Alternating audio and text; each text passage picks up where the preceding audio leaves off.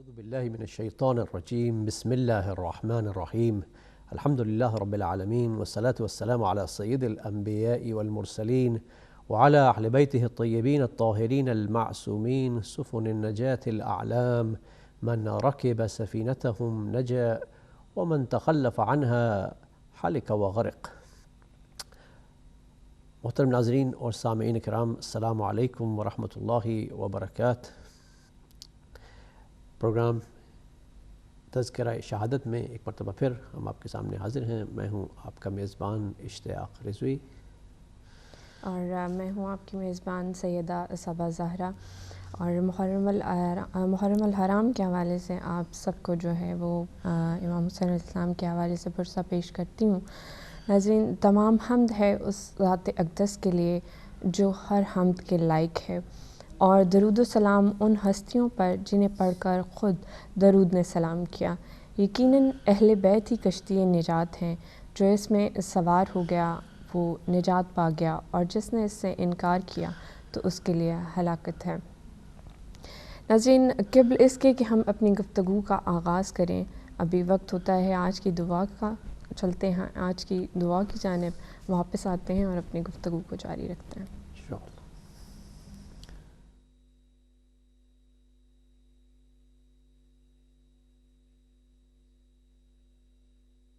بسم اللہ الرحمن الرحیم۔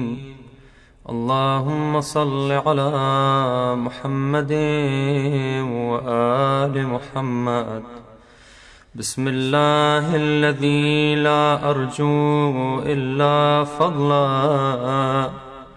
ولا اخشى الا عدلا ولا اعتمد الا قولا ولا امسك الا بحبلی بك استجير يا ذا العفو والرضوان من الظلم والعدوان ومن غير الزمان وتواتر الأحزان وطوارق الحدثان ومن انقضاء المدة قبل التأهب والعدة، وإياك أسترشد لما فيه الصلاح والإصلاح، وبك أستعين فيما يقترن به النجاح والإنجاح، وإياك أرغب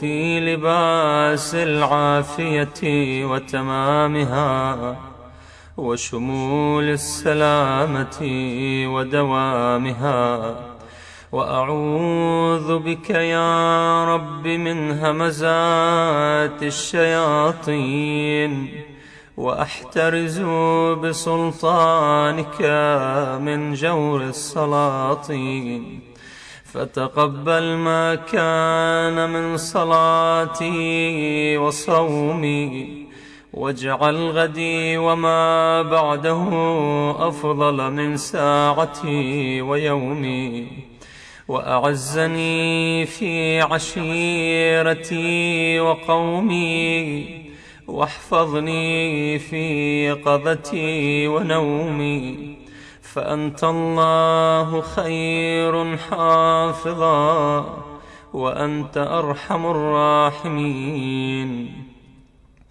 اللهم إني أبرأ إليك في يومي هذا وما بعده من الآحاد من الشرك والإلحاد، وأخلص لك دعائي تعرضا للإجابة، وأقيم على طاعتك رجاء للإثابة، فصل على محمد خير خلقك الداعي إلى حقك، وأعزني بعزك الذي لا يضام، واحفظني بعينك التي لا تنام، واختم بالانقطاع إليك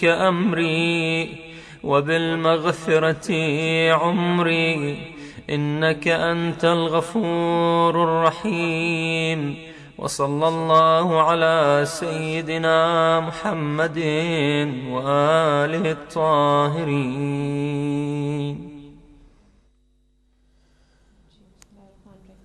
اپنی گفتگو کا آغاز کرتے ہیں. جیسے کہ آپ جانتے ہیں کہ ایام عزا کے دن ہیں اور ہم عزاداری امام حسین علیہ السلام جو ہے اس میں زور و شور سے جاتے ہیں اور مولا کو پرسہ دینے کے لیے. اور یہ وہ ہستیاں ہیں کہ جن کے ارادے کو اللہ عمل میں تبدیل کرتا ہے، اس لیے کیونکہ انہوں نے دنیا میں وہی کیا جو اس کی ذات باری تعالیٰ نے چاہا. یہ وہ ہستیاں ہیں جنہوں نے اپنے آپ کو خدا کی رضا میں راضی رکھا، اور یہی ہستیاں جو ہیں وہ یقیناً ہمارے لیے کشتی نجات ہیں. اور ناظرین، اس پروگرام کا مقصد یہ ہے کہ کربلا کی حقیقت کو واضح کیا جا سکے، کیونکہ جب تک کسی چیز کی حقیقت واضح نہیں ہوتی انسان معرفت حاصل نہیں کر سکتا ہے. اس لیے آج ہمارا جو موضوع ہے وہ غم حسین کے حوالے سے ہے کہ اصل میں غم حسین کیا تھا. اور اس موضوع پر بات کرنے کے لیے آج ہم نے اپنے پروگرام میں دعوت دی ہے جناب حجت الاسلام مولانا وسیع حسن صاحب کو. اور ہم سب سے پہلے تو مولانا صاحب آپ کا شکریہ ادا کرتے ہیں کہ آپ اپنے اتنے قیمتی لمحات میں سے ہمارے پروگرام میں تشریف لائے. قبل اس کے کہ ہم اپنی گفتگو کا آغاز کریں، جیسا کہ میں اپنا جو گفتگو کا آغاز ہے وہ چند اشعار سے کرنا چاہوں گی. شاعر نے کیا خوب کہا ہے کہ ہر صبح مکافات کی شاموں کے لیے ہے، ہر صبح مکافات کی شاموں کے لیے ہے، دنیا دل نادار کے کاموں کے لیے ہے. ادائے نبوت کا ٹھکانہ ہے جہنم، جنت تو محمد کے غلاموں کے لیے ہے. اور پھر کہا کہ اصول دینہ بچاتے جو کربلا والے، اصول دینہ بچاتے جو کربلا والے، ورق ورق یہ کہانی بکھر گئی ہوتی. بچا گیا اسے سجدہ حسین کا ورنہ، بچا گیا اسے سجدہ حسین کا ورنہ، نماز عصر سے پہلے ہی مر گئی ہوتی. جی ماشاءاللہ، بہت شکریہ آپ کا. اور ناظرین، جیسا کہ آپ جانتے ہیں کہ ہماری بہن نے جس طرح آپ کو بتایا کہ آج کا ہمارا عنوان جس کے تحت گفتگو کا سلسلہ آگے بڑھے گا، اور ہمارے اس درمیان ایک بہت ہی معزز شخصیت تشریف فرما ہے اور یقیناً آپ ان سے استفادہ حاصل کریں گے. ہمارا جو عنوان ہے وہ غم حسین. ایک تو وہ غم ہے کہ جو ہم امام حسین علیہ السلام کے بارے میں ان کے اوپر جو مصائب آئے، ان کے اعزاء و اقارب پر، ان کے اصحاب پر کربلا میں جو واقعات پیش آئے، ایک وہ غم ہے جو ہم سنتے ہیں اور ہم غمگین ہوتے ہیں. اور اس کے لیے کوئی شرط نہیں ہے کسی دین یا مذہب کی، یہ تو ایک احساساتی، ایک انسانی فطرت کا تقاضا ہے کہ اگر کوئی غیر مسلم، جیسا کہ آپ جانتے ہیں کہ دنیا بھر میں ہندو بھی ہوں یا عیسائی بھی ہوں، وہ بھی عزاداری اپنے انداز میں کرتے ہیں جب ان تک یہ پیغام پہنچتا ہے. تو یہ تو ایک بہت ہی احساساتی اور ایک فطری غم ہے کہ جسے ہم ہر سال اسی انداز میں مناتے ہیں.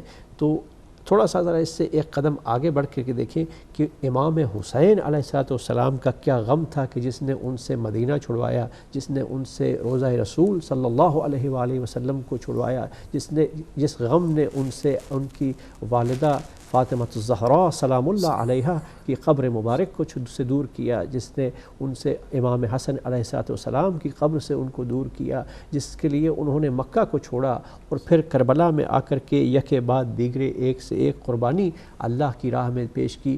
وہ کون سا غم تھا جس کے لیے امام حسین علیہ السلام نے وہ تمام مصائب و آلام کو جھیلا اور برداشت کیا، اور اس پر آج ہم بھی ماتم و گریہ کرتے ہیں. لیکن ذرا تھوڑا سا آگے بڑھتے ہوئے قبلہ، جس طرح امام حسین علیہ السلام کا یہ بہت ہی مشہور ایک جملہ ہے کہ ان کان دین محمد لم یستقم الا بقتلی فیا سیوف و خزیلی، کہ امام علیہ السلام نے کہا کہ دین محمد کو اگر بچنے کے لیے میرا گلا بھی چاہیے تو پھر آؤ تلواروں، میرا گلا حاضر ہے. تو آج بھی مسلمان کسی انداز میں جب سوچتا ہے تو ہر مسلمان اپنے تئیں یہ مطمئن ہو جاتا ہے کہ ہاں امام حسین نے دین کو بچا لیا اور دین بچ گیا، اور آج ہمارے پاس دین آ گیا. اور ایک طبقہ ہے جس کو جو اور اس پر اعتراض بھی ہوتا ہے کہ یہ بہت زیادہ گریہ و ماتم زاری کرتے ہیں، اور پھر بعض ایسے ہیں جو کہتے ہیں بس دین بچ گیا، الحمدللہ اللہ نے امام حسین نے قربانی پیش کر دی اور دین بچ گیا. لیکن اصل میں جو غم حسین ہے اس کی طرف میں چاہوں گا کہ ہمارے ناظرین کو ذرا متوجہ فرمائیے کہ وہ کون سا غم ہے کہ جس کے لیے جو پھر ہر دم تازہ ہے، اور اسی کے لیے ہمیں بھی اپنی زندگی میں قیامت تک کے لیے جو اتنے بھی انسان اس دنیا میں آئیں انہیں اپنے آپ کو تیار کرنا ہے. اعوذ باللہ من الشیطان الرجیم بسم اللہ الرحمن الرحیم. آپ نے جیسا کہ فرمایا اس میں کوئی شک نہیں ہے کہ امام حسین سلام اللہ علیہ حضرت کا غم تازہ ہے، قیامت تک تازہ رہے گا. اور یہ بھی ایک اعجاز ہے غم حضرت سید الشہداء کا کہ انسان حتیٰ اپنی اولاد، اپنا باپ، اپنا بھائی، سال بھر 2 سال 4 سال 5 سال 8 سال 10 سال، پھر انسان اپنے جوان بیٹے کے غم کو ہلکا ہونے لگتا ہے، اس کا باپ کا غم ہلکا ہونے لگتا ہے. لیکن یہ اعجاز ہے اللہ تبارک و تعالیٰ کی طرف سے، گویا ہدیہ ہے امام حسین سلام اللہ علیہ کو کہ زمانہ لاکھ گزرتا جائے مگر ان کا غم تازہ رہے گا اور تازہ ہے. اس سلسلے میں خود رسول اللہ کی دعا شامل ہے، حضرت زہرا سلام اللہ علیہ کی دعا شامل ہے، ان کی خواہش شامل ہے کہ جیسا کہ آپ مجلسوں میں سنتے رہتے ہیں کہ فرمایا کہ جب یہ حادثہ ہوگا بابا تو میں رہوں گی، آپ رہیں گے، علی رہیں گے. اور جب یہ ہوا کہ نہیں رہیں گے تو یہ سوال شہزادی ہی نے کیا پھر میرے لال پر روئے گا کون. تو بے شک امام حسین سلام اللہ علیہ کا غم تازہ تھا، ہے، رہے گا.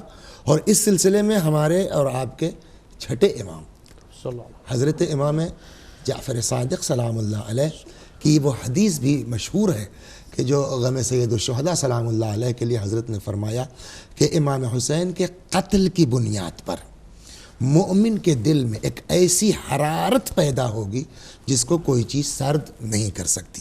تو یہ بات تو اپنی جگہ درست ہے کہ غم نہ ہلکا ہوا ہے نہ ہلکا ہوگا. دنیا جتنا چاہے اس پر کوشش کر لے، جتنا چاہے اس پر فتوے دے دے، جتنا چاہے اس پر الزامات لگا لے، وہ نہیں ہونا، وہ اپنی جگہ تازگی رہے گی. اب رہا مسئلہ یہ کہ جو آپ نے فرمایا کہ امام حسین سلام اللہ علیہ کے اس قربانی کا مقصد، دیکھیے اس غم کے بقا کا سبب بھی وہ اخلاص حضرت سید الشہداء سلام اللہ علیہ ہے.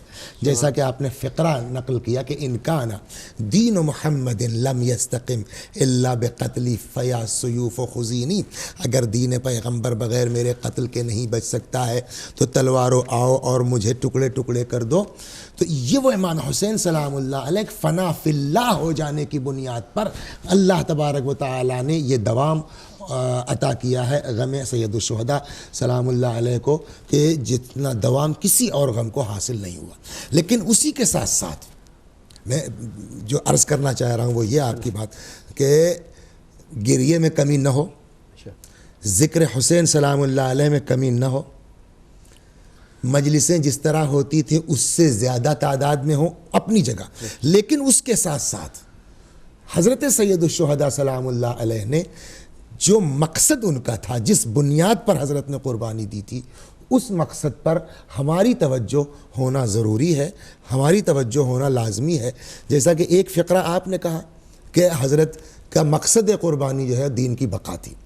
خود امام حسین علیہ السلام کے اقوال پر اگر نظر ڈالی جائے مدینے سے لے کر کے اور کربلا تک اور اس آخری منزل تک، تو جگہ جگہ جو ہے وہ یہی ملے گا کہ ہم جو ہے وہ نکلے ہیں، کاہے کے لیے نکلے ہیں؟ ان آمر بالمعروف و انہا عن المنکر، تاکہ لوگوں کو نیکیوں کا حکم دے سکیں، برائیوں سے منع کر سکیں. ہم اس لیے نکلے ہیں تاکہ اپنے نانا کی امت میں اصلاح کر سکیں، لطلب الاصلاح فی امت جدی.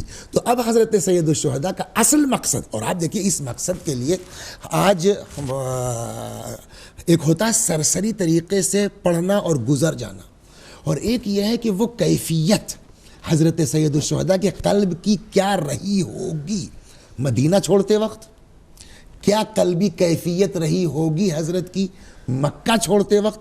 اگر آدمی اس پر توجہ کرے، ماشاءاللہ ہمارے ناظرین بھی جتنے دیکھ رہے ہیں سب نمازی ہیں، اور ایسا نہیں ہے، سب کو اذان کے بعد کی دعا یاد ہے. کیا پڑھتے ہیں ہم دعا اذان کے بعد؟ اللہم اجعل قلبی بارا وعیشی قارا وعملی سارا واولادی ابرارا. اگلا واجعل لی عند قبر نبیک مستقرا وقرارا. پروردگارہ قرار دے ہمارے لیے اپنے نبی کی قبر کے پاس ہمارا مستقر اور ہمارا مقر، ہماری جائے گا. تو آج کا مسلمان ہر اذان کے بعد یہ دعا کرے کہ پالنے والے ہمارا مستقر، ہماری جگہ اپنے نبی کی قبر کے پاس قرار دے. صرف ایک امتی کی حیثیت سے نبی کی زیارت کسی نے نہیں کی ہے، نبی کو دیکھا کسی نے نہیں. اور وہ جو نواسا ہے، جو ان کے کاندھے پر جس نے زبان چوسی ہے، اس کو اپنے نانا سے کتنی محبت رہی ہوگی. اور اب آپ یہ سوچئے کہ جس وقت حضرت سید الشہداء چلے ہوں گے مدینہ منورہ سے، بقول آپ کہ نبی کی قبر چھوڑی اور زہرا سلام اللہ علیہا کی قبر چھوڑی، جس وقت چلے ہوں گے مدینے سے، قبر پیغمبر سے جدا ہوئے ہوں گے، ماں کی قبر سے جدا ہوئے ہوں گے، اس وقت حضرت سید الشہداء سلام اللہ علیہ کے قلب مبارک کی کیا کیفیت رہی ہوگی، یہ نہ کوئی بیان کر سکتا ہے، یہ نہ کوئی لکھ سکتا ہے. یہ بس میرا مولا جانتا ہے کہ کس دل سے ماں باپ بھائی کی قبر کو چھوڑا ہے، اور اس کے پیچھے مقصد کیا ہے؟ لطلب الاصلاح فی امت جدی، تاکہ نانا کی امت میں اصلاح کر سکوں، تاکہ جو ہے وہ امر بالمعروف اور نہی عن المنکر کر سکوں، تاکہ جو ہے وہ نانا کے دین کی حفاظت کر سکوں. یہاں ہے اب جو ہے تاریخ کے مطابق 28 رجب کو نکلے حضرت، 4 شعبان کو مکہ معظمہ پہنچ گئے. وہاں سے کب چلے ہیں؟ 8 ذی الحجہ کو، یعنی یہ ترویہ کا روز ہے. جب سارے لوگ آمادہ ہو رہے ہیں حج کے لیے، امام حسین سلام اللہ علیہ نے، اب میں آپ کو پہلے ایک چھوٹی سی داستان سناؤں، اس کے بعد آپ اس قلب حضرت سید الشہداء سلام اللہ علیہ کی کیفیت پر توجہ کریں. کہتے ہیں کہ ایک بندہ خدا جو ہے وہ حج کے لیے تیار ہوا، جانے لگا جب، تو اس کا بچہ تھا. اس نے کہا بابا ہم بھی چلیں گے حج کے لیے. اس نے کہا نہیں بیٹا، بھیڑ بہت ہوتی ہے، وہ پریشان ہو جاؤ گے، ایسا ہے وہ ایسا ہے. اصرار چلیں گے. بہرحال چلو.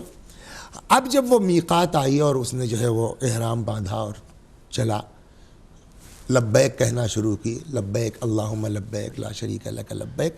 کہتے کہتے ایک منزل وہ آئی کہ جو چیخ کے کہتا ہے لبیک اللہم لبیک، اور اسی چیخ میں اس کی روح نکل گئی. کہتے ہیں کہ وہ لڑکا گرا، مر گیا. دفن کیا گیا. باپ نے قبر پہ آ کے، بہرحال باپ ہے، صدمہ ہوا اس کو، تکلیف ہوئی اس کو، بیٹا مرنے کے دن میرے تھے تیرے نہیں تھے. کہتے ہیں اس کے کان میں زمین و آسمان کے درمیان سے آواز آئی، تم گھر کے لیے آئے تھے، تم کو گھر مل گیا.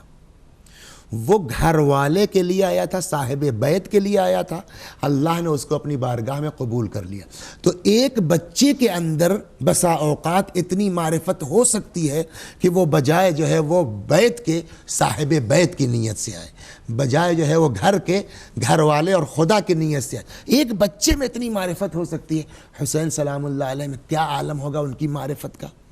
اور جبکہ اس کے پہلے کے حج کے سلسلے میں جو روایات ہیں کہ اس طریقے سے میدان عرفات میں 9 ذی الحجہ کو امام حسین سلام اللہ علیہ دعائیں پڑھتے تھے کہ آنکھوں سے آنسو جاری ہوتے تھے مثل پرنالے کے. وہ عشق اور وہ لگاؤ اور وہ محبت کہ جہاں خود حسین سلام اللہ علیہ فرماتے ہیں، اسی جو ہے وہ مکے کی داستان ہے اور روز عرفہ کی ہے کہ جو آپ دعا پڑھتے ہیں مفاتیح موجود دعا عرفہ، کہ جہاں حضرت نے فرمایا 9 ذی الحجہ کو، روایت کہتی ہے آنکھوں سے پرنالے کی طرح سے، شیخ عباس قمی لکھتے ہیں آنسو جاری تھا. اور حضرت کا یہ فقرہ تھا، پالنے والے جس نے تجھے کھو دیا اس کو کیا ملا، اور جس نے جو ہے وہ تو مل گیا اس نے کیا کھویا ہے. تو جس حسین کی معرفت کا یہ عالم ہو، اس حسین کے دل سے کوئی پوچھے کہ جب مکہ چھوڑا ہوگا عین حج کے وقت، یہ بات میں کہہ نہیں پا رہا ہوں، الفاظ میرے پاس نہیں ہے کہ کہنا آسان ہے کہ حسین نے مکہ چھوڑ دیا. کوئی اس مظلوم کربلا کے قلب کی کیفیت کا اندازہ کر سکے کہ کس دل سے حضرت نے مکہ چھوڑا، کس دل سے حضرت نے مدینہ منورہ چھوڑا، ماں کی قبر چھوڑی، نانا کا مزار چھوڑا، بھائی کی قبر چھوڑی، اللہ کا گھر چھوڑا. مقصد لطلب الاصلاح فی امت جدی، تاکہ نانا کی امت میں اصلاح کر سکوں. تو جب یہ ساری مصیبتیں برداشت کی، اور اس کا ایک سبب حضرت کا ہے کہ ہم دیدار ہو جائیں، ہم مذہبی ہو جائیں، مجلس ہونا چاہیے. لیکن اصل جو امام حسین سلام اللہ علیہ کو تسکین ملے گی اپنے اس عمل کی، مصیبتوں کا جو احساس ختم ہوگا وہ ہماری دینداری کی بنیاد پر ہوگا، ہمارے باعمل ہونے کے بعد ہوگا۔ لہٰذا شاید یہ ہم لوگوں کی بھی ذمہ داری ہے، آپ کی بھی ذمہ داری جو ٹیلی ویژنس پر آتے ہیں، جو ممبروں پر آتے ہیں، یہ ہماری آپ کی ذمہ داری ہے کہ ہم امام حسین سلام اللہ علیہ کے اس پورے مقصد کو، حضرت کو عوام تک پہنچانے کی پوری کوشش کریں کہ میرے مولا نے یہ ساری قربانی صرف اس لیے دی تھی تاکہ ہم راہ راست پر آ جائیں، تاکہ ہم دیدار ہو جائیں۔ بالکل مولانا صاحب، آپ نے ابھی اپنی گفتگو میں اس طرح کہ فرمایا کہ نبی اکرم رسول خاتم صلی اللہ علیہ وآلہ وسلم کا فرمان ہے کہ شہادت حسین، خون حسین میں ایک ایسی تڑپ، امام صادق علیہ السلام، جی، اور بعض روایات میں ملتا ہے کہ جناب رسول خدا صلی اللہ علیہ وآلہ وسلم کا بھی فرمان ہے کہ شہادت حسین اور خون حسین میں ایسی تڑپ اور حرارت موجود ہے جو ہمیشہ کے لیے مومنین کے دلوں کو گرماتی رہے گی، اور ہرگز یہ تڑپ، یہ حرارت جو ہے وہ ٹھنڈی نہ ہوگی۔ اگر ہم دیکھیں تو صدیاں گزرنے کے بعد بھی اور مسلسل یہ تڑپ اور یہ عشق، یہ حرارت جو ہے وہ بڑھ رہی ہے، اور انشاءاللہ آگے بھی جاری و ساری رہے گی، اسی طرح بڑھتی رہے گی۔ اگرچہ کچھ لوگ جو ہے آج کے معاشرے میں اگر ہم نظر دوڑائیں تو اپنی خام خیالی کی بنا پہ کوشش کرتے ہیں کہ اس کو جو ہے وہ سرد کریں اور مومنین کے دلوں سے، اور مومنین کو امام حسین علیہ السلام سے جو ہے وہ دور کرنے کی کوشش کی جاتی ہے۔ اور ہم اپنے گرد و نواح میں دیکھیں تو عزاداران امام کے لیے مشکلات جو ہیں وہ پیدا کی جاتی ہیں تاکہ وہ ڈر کر اپنے گھروں میں بیٹھ جائیں، اور ان کو صرف جو ہے وہ ان پر اس قدر خوف جو ہے وہ طاری کر دیا جائے کہ وہ صرف اپنی جان اور جمال کی جو ہے وہ حفاظت کے بارے میں سوچتے رہیں، لیکن شاید وہ بھول جاتے ہیں کہ ایک جو مومن جو ہے وہ اپنی موت کو جو ہے وہ ہمیشہ یاد رکھتا ہے، وہ جانتا ہے کہ کل نفس ذائقۃ الموت، کہ ہر ذی روح نے جو ہے وہ موت کا ذائقہ چکھنا ہے۔ میں پوچھنا یہ چاہوں گی آپ سے کہ کربلا کے پس منظر میں راہ خدا میں موت کی حقیقت کیا ہے؟ کیا اس سے ڈر کر جو ہے وہ لمبی عمر کی جستجو کی جائے، یا راہ خدا میں موت کو گلے لگا کر جو ہے وہ اپنے لیے باعث افتخار سمجھا جائے؟ احسن تم، میں تھوڑا سا پیچھے آپ کی جو گفتگو تھی کہ لوگ اس کو سرد کرنے کی کوشش کر رہے ہیں، ایک جملے میں اس کی بات کہہ دی جائے کہ وہ شمع کیا بجھے جسے روشن خدا کرے۔ تو یہ تو خام خیالی ہے کہ لوگ جو ہے وہ کسی صورت سے، اب رہا مسئلہ دوسرا آپ کا کہ جو ہم آپ ہیں، ان کے چاہنے والے ہیں، ان پہ گریہ کرنے والے ہیں، ان پر جو عرصہ حیات تنگ کیا جا رہا ہے، ان کے سلسلے میں دیکھیے یہ بات تو بالکل فیکٹ ہے کہ جو راہ راست پر ہوگا، آپ دیکھیے قرآن مجید میں ارشاد ہو رہا ہے والعصر ان الانسان لفی خسر۔ اتفاقاً ہمارا موضوع بھی جو ہے وہ ابتلا اور آزمائش چل رہا ہے اس وقت جو کومنٹری میں پڑھ رہے ہیں، تو رات یہ بات آئی بھی تھی والعصر ان الانسان لفی خسر، سارے لوگ گھاٹے میں ہیں الا الذین آمنوا، سوائے ان کے جو ایمان لائے۔ اب دیکھیے، اب رات جو میں نے عرض کیا کہ اگر ایمان تنہا انف ہوتا تو اگلا فقرہ قرآن نہ کہتا، اس لیے قرآن بلا وجہ کتاب موٹی کرنے کے لیے بات نہیں کہتا جو ہم لوگ کرتے ہیں، لہٰذا اس کے ساتھ ضروری ہے الا الذین آمنوا کے ساتھ وعملوا الصالحات۔ اگر عمل صالح انف ہوتا تو اس کے اگلے فقرے کی ضرورت نہیں تھی، وتواصوا بالحق۔ اگر یہ وتواصوا بالحق کافی ہوتا تو اگلے فقرے کی ضرورت نہیں تھی، وتواصوا بالصبر۔ اب یہاں پر اگر ہم 2 منٹ رک کر کے کہ یہ وتواصوا بالحق کیا ہے، یہ وتواصوا بالصبر کیا ہے، چھٹے امام حضرت جعفر صادق سلام اللہ علیہ کا فقرہ ہے اس آیہ کریمہ کی تفسیر میں، وتواصوا بالحق ای الامامہ۔ یہ سب کے سب گھاٹے میں ہیں سوائے جو ہے وہ ان لوگوں کے جو ایمان لائے، عمل صالح بجا لاتے ہیں، یہاں تک تو ٹھیک۔ اگلی جو ذمہ داری ہماری ہے وہ یہ ہے وتواصوا بالحق، ایک دوسرے کو حق کی وصیت کرتے ہیں۔ مراد حق سے کیا ہے؟ امام فرماتے ہیں وتواصوا بالحق ای الامامہ، حق سے مراد امامت ہے، یعنی ایک دوسرے کو امامت کی وصیت کرتے ہیں۔ یہ فقرہ کہنا ہے کہ ایک دوسرے کو امامت کی وصیت کرتے ہیں، یعنی اس سلسلے میں مشکلات ہیں آگے کہ ایک دوسرے کو وصیت کرتے رہیں گے۔ اس کے بعد کا جو فقرہ ہے وہ ہمارے حالات کے مطابق ہے، وہ کیا ہے؟ وتواصوا بالصبر، وصیت کرتے ہیں ایک دوسرے کو صبر کی. کہے کہ صبر. یہاں چھٹے امام اس تفسیر میں فرماتے ہیں آئے صبر فی الفترہ, ایک دوسرے کو وصیت کرتے ہیں صبر کی فترت کے زمانے میں. فترت کا زمانہ کیا ہے؟ وہ یہی ہے غیبت حضرت حجت عجل اللہ تعالیٰ فرجہ شریف سے لے کر کے غیبت کبریٰ سے, اور جب تک حضرت کا ظہور نہ ہو جائے, یہ بیچ کا جو پیریڈ ہے وہ فترت کہلاتا ہے. امام فرماتے ہیں کہ وَتَوَاصَوْا بِالصَّبْرِ, یہ صبر فی الفترہ یعنی اس فترت کے زمانے میں ایک دوسرے کو صبر کی تلقین کرتے ہیں. یعنی پہلے سے جو ہے وہ قرآن نے آگاہ کر دیا ہے کہ فترت کے زمانے میں یہ پرابلمز تم کو آئیں گی, یہ مشکلات تم کو آئیں گی. ایک چیز تو یہ پہلے سے طے ہے کہ ہمارے اوپر بلا آنی ہے, ہمارے اوپر آفت آنی ہے, ہمارے اوپر مصیبت آنی ہے. لیکن جو کربلا گاندھی کو مشعل راہ دے سکتا ہے, جو کربلا نان مسلمز کو راستہ دکھلا سکتی ہے, وہ کربلا ہمارے دلوں کو مضبوط نہیں کر سکتی. اگرچہ قرآن مجید نے بھی کہا ہے کہ وَلَا تَحْسَبَنَّ الَّذِينَ قُتِلُوا فِي سَبِيلِ اللَّهِ أَمْوَاتًا بَلْ أَحْيَاءٌ عِنْدَ رَبِّهِمْ يُرْزَقُونَ, خبردار خیال نہ کرنا جو لوگ اللہ کی راہ میں قتل ہو گئے ہیں ان کو مردہ. تو راہ خدا میں موت تو شہادت ہے, بلکہ یہی نہیں, بستر پر تم مر جاتے ہو اور اگر عشق حسین ہے اور عشق اہل بیت ہے تو وہ جہاد فی سبیل اللہ ہے, اس لیے کہ تم نے صبر کیا. اسی صبر کی بنیاد پر من مات علی حب آل محمد مات شہیدہ. تو جب ان کے عشق کی بنیاد پر آدمی بستر پر لیٹ کے اگر مر جائے تو شہید کہلاتا ہے. اگر ان کے نام پر کسی امام بارگاہ میں بم پھوڑ دیا گیا اور اس شہید ہو گیا تو اس کا مرتبہ کیا کہنا ہے. اگر وہ جلوس عزا کے درمیان عاشور کے دن جو ہے وہ مار دیا گیا عشق امام حسین میں تو اس کا کیا کہنا. اس پر تو بحث کی کوئی گنجائش ہی نہیں ہے خدا نخواستہ کہ اس میں ہمارے دلوں کو امام حسین سلام اللہ علیہ مضبوط کر گئے. جتنا زیادہ عشق حسین قوی ہوتا جائے گا اتنا ہی انسان جو ہے وہ, اور خود امام حسین کے وہ فقرہ کربلا میں الموت اولا من رکوب العاری, یہ ہم کو درس دے کے گئے ہیں کہ ذلت کی زندگی سے عزت کی موت بہتر ہے. البتہ ہمارے سامعین کو اس بات پر توجہ رکھنی چاہیے کہ امام حسین نے فقط ایک مصرع نہیں کہا ہے, پورا شعر ہے ان کا. الموت اولا من رکوب العاری, جب معاملہ عزت کا آ جائے, آبرو کا آ جائے تو موت کو گلے لگا لینا یہ بہتر ہے ذلت کے مقابلے میں. لیکن پھر وہی امام حسین ہم کو تعلیم دیتے ہیں کہ لیکن جب معاملہ جہنم کا آ جائے تو پھر یہ نہ دیکھو کہ عزت جا رہی ہے کہ کیا ہو رہا ہے, ذلیل ہو جاؤ مگر اپنے آپ کو جہنم سے بچاؤ. والعار اولا من دخول النار, عار بہتر ہے, ذلت کا قبول کر لینا بہتر ہے جہنم میں جانے سے.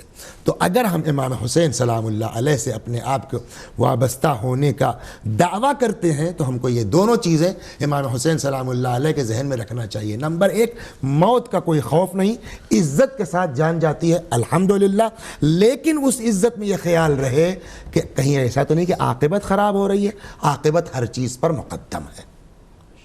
لہذا اب جو آپ نے فرمایا کہ شہادت کے سلسلے میں, تو شہادت کے سلسلے میں روایات موجود ہیں, آیات موجود ہیں, داستانیں موجود ہیں کہ جس نے بھی ذرہ برابر بھی امام حسین سلام اللہ علیہ یا اہل بیت علیہ الصلوۃ والسلام کے ساتھ, وہ حجر ابن عدی ابن حاتم, یہ وہ بزرگ ہیں جن کی زندگیاں ہمارے لیے مشعل راہ. اپنے امام کے ساتھ کیا کیا انہوں نے. عدی ابن حاتم کے 3 بیٹے تھے جو ایک ساتھ صفین میں شہید ہوئے ہیں, طارف, طریف, طرفہ, تینوں شہید ہو گئے. اور جب یہ عدی ابن حاتم کسی وجہ سے بعد میں شام ان کو جانا ہوا اور حاکم شام نے طنز کیا ان کے اوپر, عدی تمہارے علی نے تمہارے ساتھ انصاف نہیں کیا. کیا کہ تمہارے 3 بیٹے کربلا وہ صفین میں قتل ہو گئے, علی کا ایک بھی نہیں قتل ہوا. عدی نے فوراً جواب دیا, کیا کہتے ہو, علی نے انصاف نہیں کیا کہ میں نے علی کے ساتھ انصاف نہیں کیا. کیا مطلب کہ میں زندہ ہوں, میرا مولا شہید ہو گیا. تو اس طرح سے سکھایا گیا ہمارے مکتب کو. یہ حجر ابن عدی جن کا بھی آپ نے دیکھا بھی ہوگا, لوگوں نے دیکھا کہ باقاعدہ لاش تر و تازہ نکلی ہے شام میں. حجر ابن عدی کو جب پیشکش کی گئی کہ یہ علی کی بیزاری کا کاغذ ہے, اس پر سگنیچر کرو ورنہ مار دیا جائے گا۔ حضور نے کہا ہم تیار ہیں، ایک شرط ہے۔ کیا؟ پہلے میرے بیٹے کو مار دو، اس کے بعد مجھے مار دو۔ ہے کوئی دنیا میں ایسا آدمی کہ باپ ہو کر کے وہ کہے پہلے میرے سامنے میرے بیٹے کو مارو پھر مجھ کو مارنا؟ لوگوں نے کہا حضور تم نے فیصلہ کرنے میں جلدی کر دی۔ انہوں نے کہا جلدی نہیں کی، میں نے سمجھ بوجھ کے میں نے فیصلہ کیا ہے۔ مجھ سے جو سگنیچر لی جا رہی میری شخصیت ہے، جبھی تو میں مارا جاؤں گا جب عشق علی میں تو میرے بیٹے کی حیثیت اور بڑھ جائے گی۔ یہ مطالبہ اس سے بھی ہو سکتا ہے۔ موت کا خوف، پیسے کی لالچ، زندگی کی امنگ، ہو سکتا ہے میرا بیٹا علی کی بیزاری کے کاغذ پر سگنیچر کر دے، میں اطمینان کر کے مرنا چاہتا ہوں کہ میرا بیٹا مر گیا مگر علی سے الگ نہیں ہوا۔ تو اہل بیت کے یہاں پرورش پانے کے بعد پھر کسی کو موت سے خوف، تو اس کا مطلب کہ ہم دعوی عشق کرتے ہیں، عاشق نہیں ہیں۔ عشق اہل بیت، مخصوصاً عشق سید الشہداء سلام اللہ علیہ، وہ ہم کو یہی سکھاتا ہے کہ ذلت کی زندگی سے عزت کی موت بہتر ہے۔ اور آپ دیکھیے یہاں تو ماشاءاللہ جو ہے وہ آپ لندن میں بیٹھ کر کے بڑے سکون سے عزاداری کرتے ہیں، لیکن جہاں زحمتیں ہیں، پتہ نہیں آپ نے خبریں دیکھی ہیں نہیں دیکھی ہیں، میں دیکھ رہا تھا کہ اس سال چونکہ جو ہے وہ تکفیریوں نے دھمکی دی تھی کہ ہم یہ کریں گے، ہم ایسا کریں گے، اس سال تاریخ کا سب سے بڑا مجمع ہوا ہے لبنان میں عاشور کے دن، اور اس سے باقاعدہ ٹیلی ویژن، میں عربی ٹیلی ویژنز دیکھ رہا تھا اور وہاں مبصرین تبصرہ کر رہے تھے کہ صاحب اس سال جو ہے وہ ریکارڈ ٹوٹ گیا، کبھی جو ہے وہ لبنان میں اتنا عاشور کے دن مجمع نہیں ہوا، اور سب نے ایک زبان کہا کہ یہ مجمع ہوا اس دھمکی کے جواب میں۔ یہ آپ جو ہے ادھر دیکھ لیجئے، اپنے پاکستان میں دیکھ لیجئے، مرتے ہیں مگر کسی جلوس میں کمی آتی ہے؟ تو یہ امام حسین سلام اللہ علیہ کا اعجاز ہے، ان کا کرم ہے، قوت وہ عطا کرتے ہیں، اور قرآن مجید سہارا دیتا ہے کہ اگر تم ہماری راہ میں آؤ گے تو تمہیں حیات جاوید ہم عطا کریں گے۔ جی ماشاء اللہ، بہت خوبصورت قبلہ، آپ نے بہت ہی خوبصورت انداز میں گفتگو فرمائی، اور میں چاہوں گا کہ ہمارے ناظرین کو بتاتے چلیں کہ آج کا جو ہمارا ٹاپک ہے، جیسا کہ آپ نے سنا قبلہ کی بہت ہی خوبصورت گفتگو، غم حسین کہ امام حسین علیہ السلام کا کون سا وہ غم تھا کہ جس کے لیے انہوں نے اپنے یہ تمام مصائب و آلام کو جھیلنا برداشت کیا، وہ کون سا ان کا مقصد تھا کہ جسے یقیناً ظاہر ہے کہ کربلا ہو گئی، اس کے بعد تمام مصائب و آلام بھی ایک غم پر اور غم ٹوٹ پڑے، لیکن اس کے باوجود وہ جو مقصد ہے اس سے ہمیں اپنے آپ کو کس طرح متمسک رکھنا ہے قیامت تک کے لیے، جس زمانے میں ہم اپنے آپ کو پائیں، ہماری کیا ذمہ داریاں ہیں، اس پر ہم یقیناً گفتگو کو سلسلہ کو آگے بڑھائیں گے۔ اس وقت ہوا چاہتا ہے ایک مختصر بریک کا، کہیں مت جائیے گا، دوبارہ آپ کی خدمت میں حاضر ہوں گے ایک بریک کے بعد۔ السلام علیکم ورحمۃ اللہ وبرکاتہ۔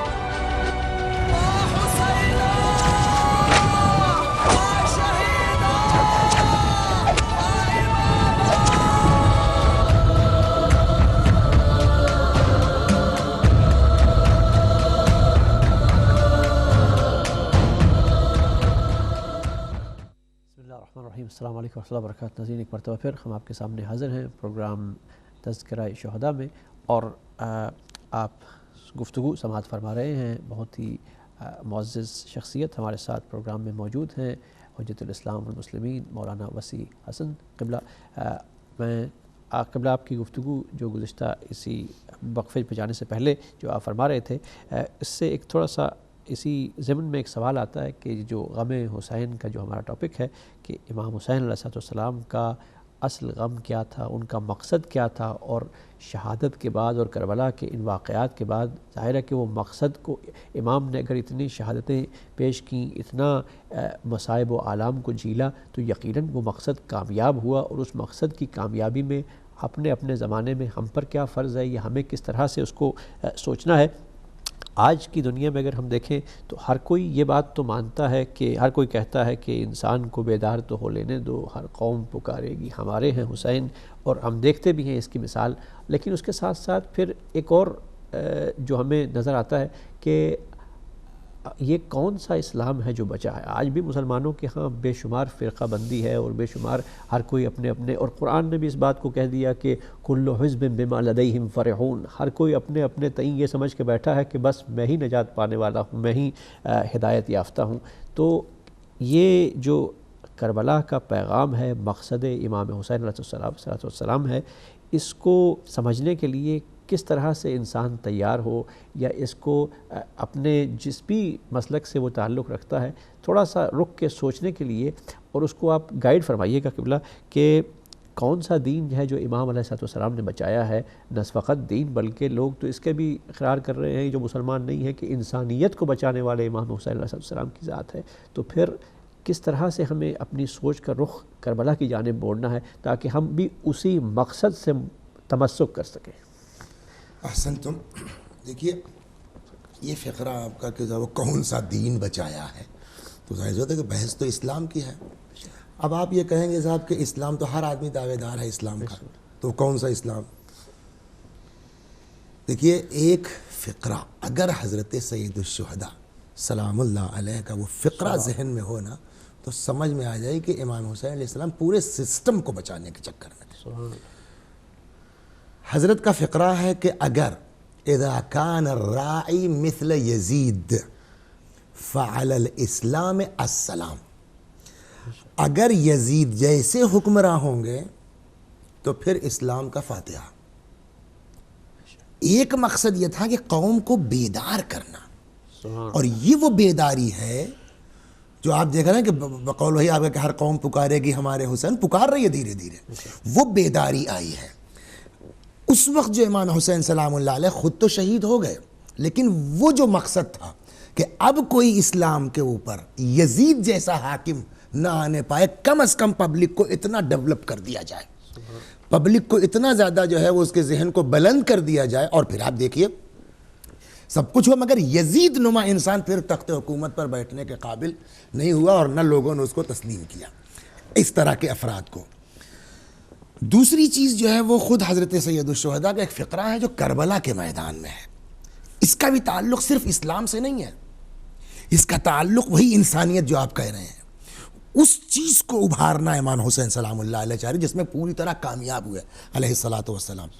یزیدی فوج کو خطاب کر کے حضرت سید الشہداء سلام اللہ علیہ نے فرمایا ان لم یکن لکم دین وکنتم لا تخافون المعاد، اگر تمہارے پاس کوئی دین نہیں ہے تو اس کا مطلب کیا ہو گیا کہ اب وہ خطاب جو ہے وہ مذہبی بنیاد پہ نہیں کرنے جا رہے ہیں، اب وہ خطاب جو ہے وہ اسلام کی بنیاد پہ نہیں کرنے جا رہے ہیں، اس لیے کہ پتہ ہے کہ سامنے جو فوجی ہے وہ مذہبی نہیں ہے، وہ اسلام نہیں ہے. اگر اسلام واقعی ہوتا تو وہ امام حسین کے مقابلے جس کا کلمہ پڑھ رہے ہیں اسی کے نواسے کے مقابلے میں نہ آتے، جس کو کل تک جو ہے وہ خلیفہ تسلیم کر رہے تھے امیر المومنین علی سلام اللہ علیہ کو، اسی کے بیٹے کے مقابلے میں نہ آتے. اگر واقعی ان کے ظاہری طور کے اوپر قرآن پڑھنا ایک اور چیز ہے، وہ اسلام نہیں ہے جب تک کہ دل کے اندر نہ ہو. قرآن نے بھی کہا کہ اعراب آگے کہتے ہیں یا رسول اللہ آپ سے کہ آمنا، ہم ایمان لے آئے، کہہ دیجیے آپ ان سے کہ قطعاً تم ایمان نہیں لائے ہو، بلکہ تم کہو کہ ہم اسلام لائے ہیں، ابھی تمہارے دلوں میں ایمان داخل نہیں ہوا ہے.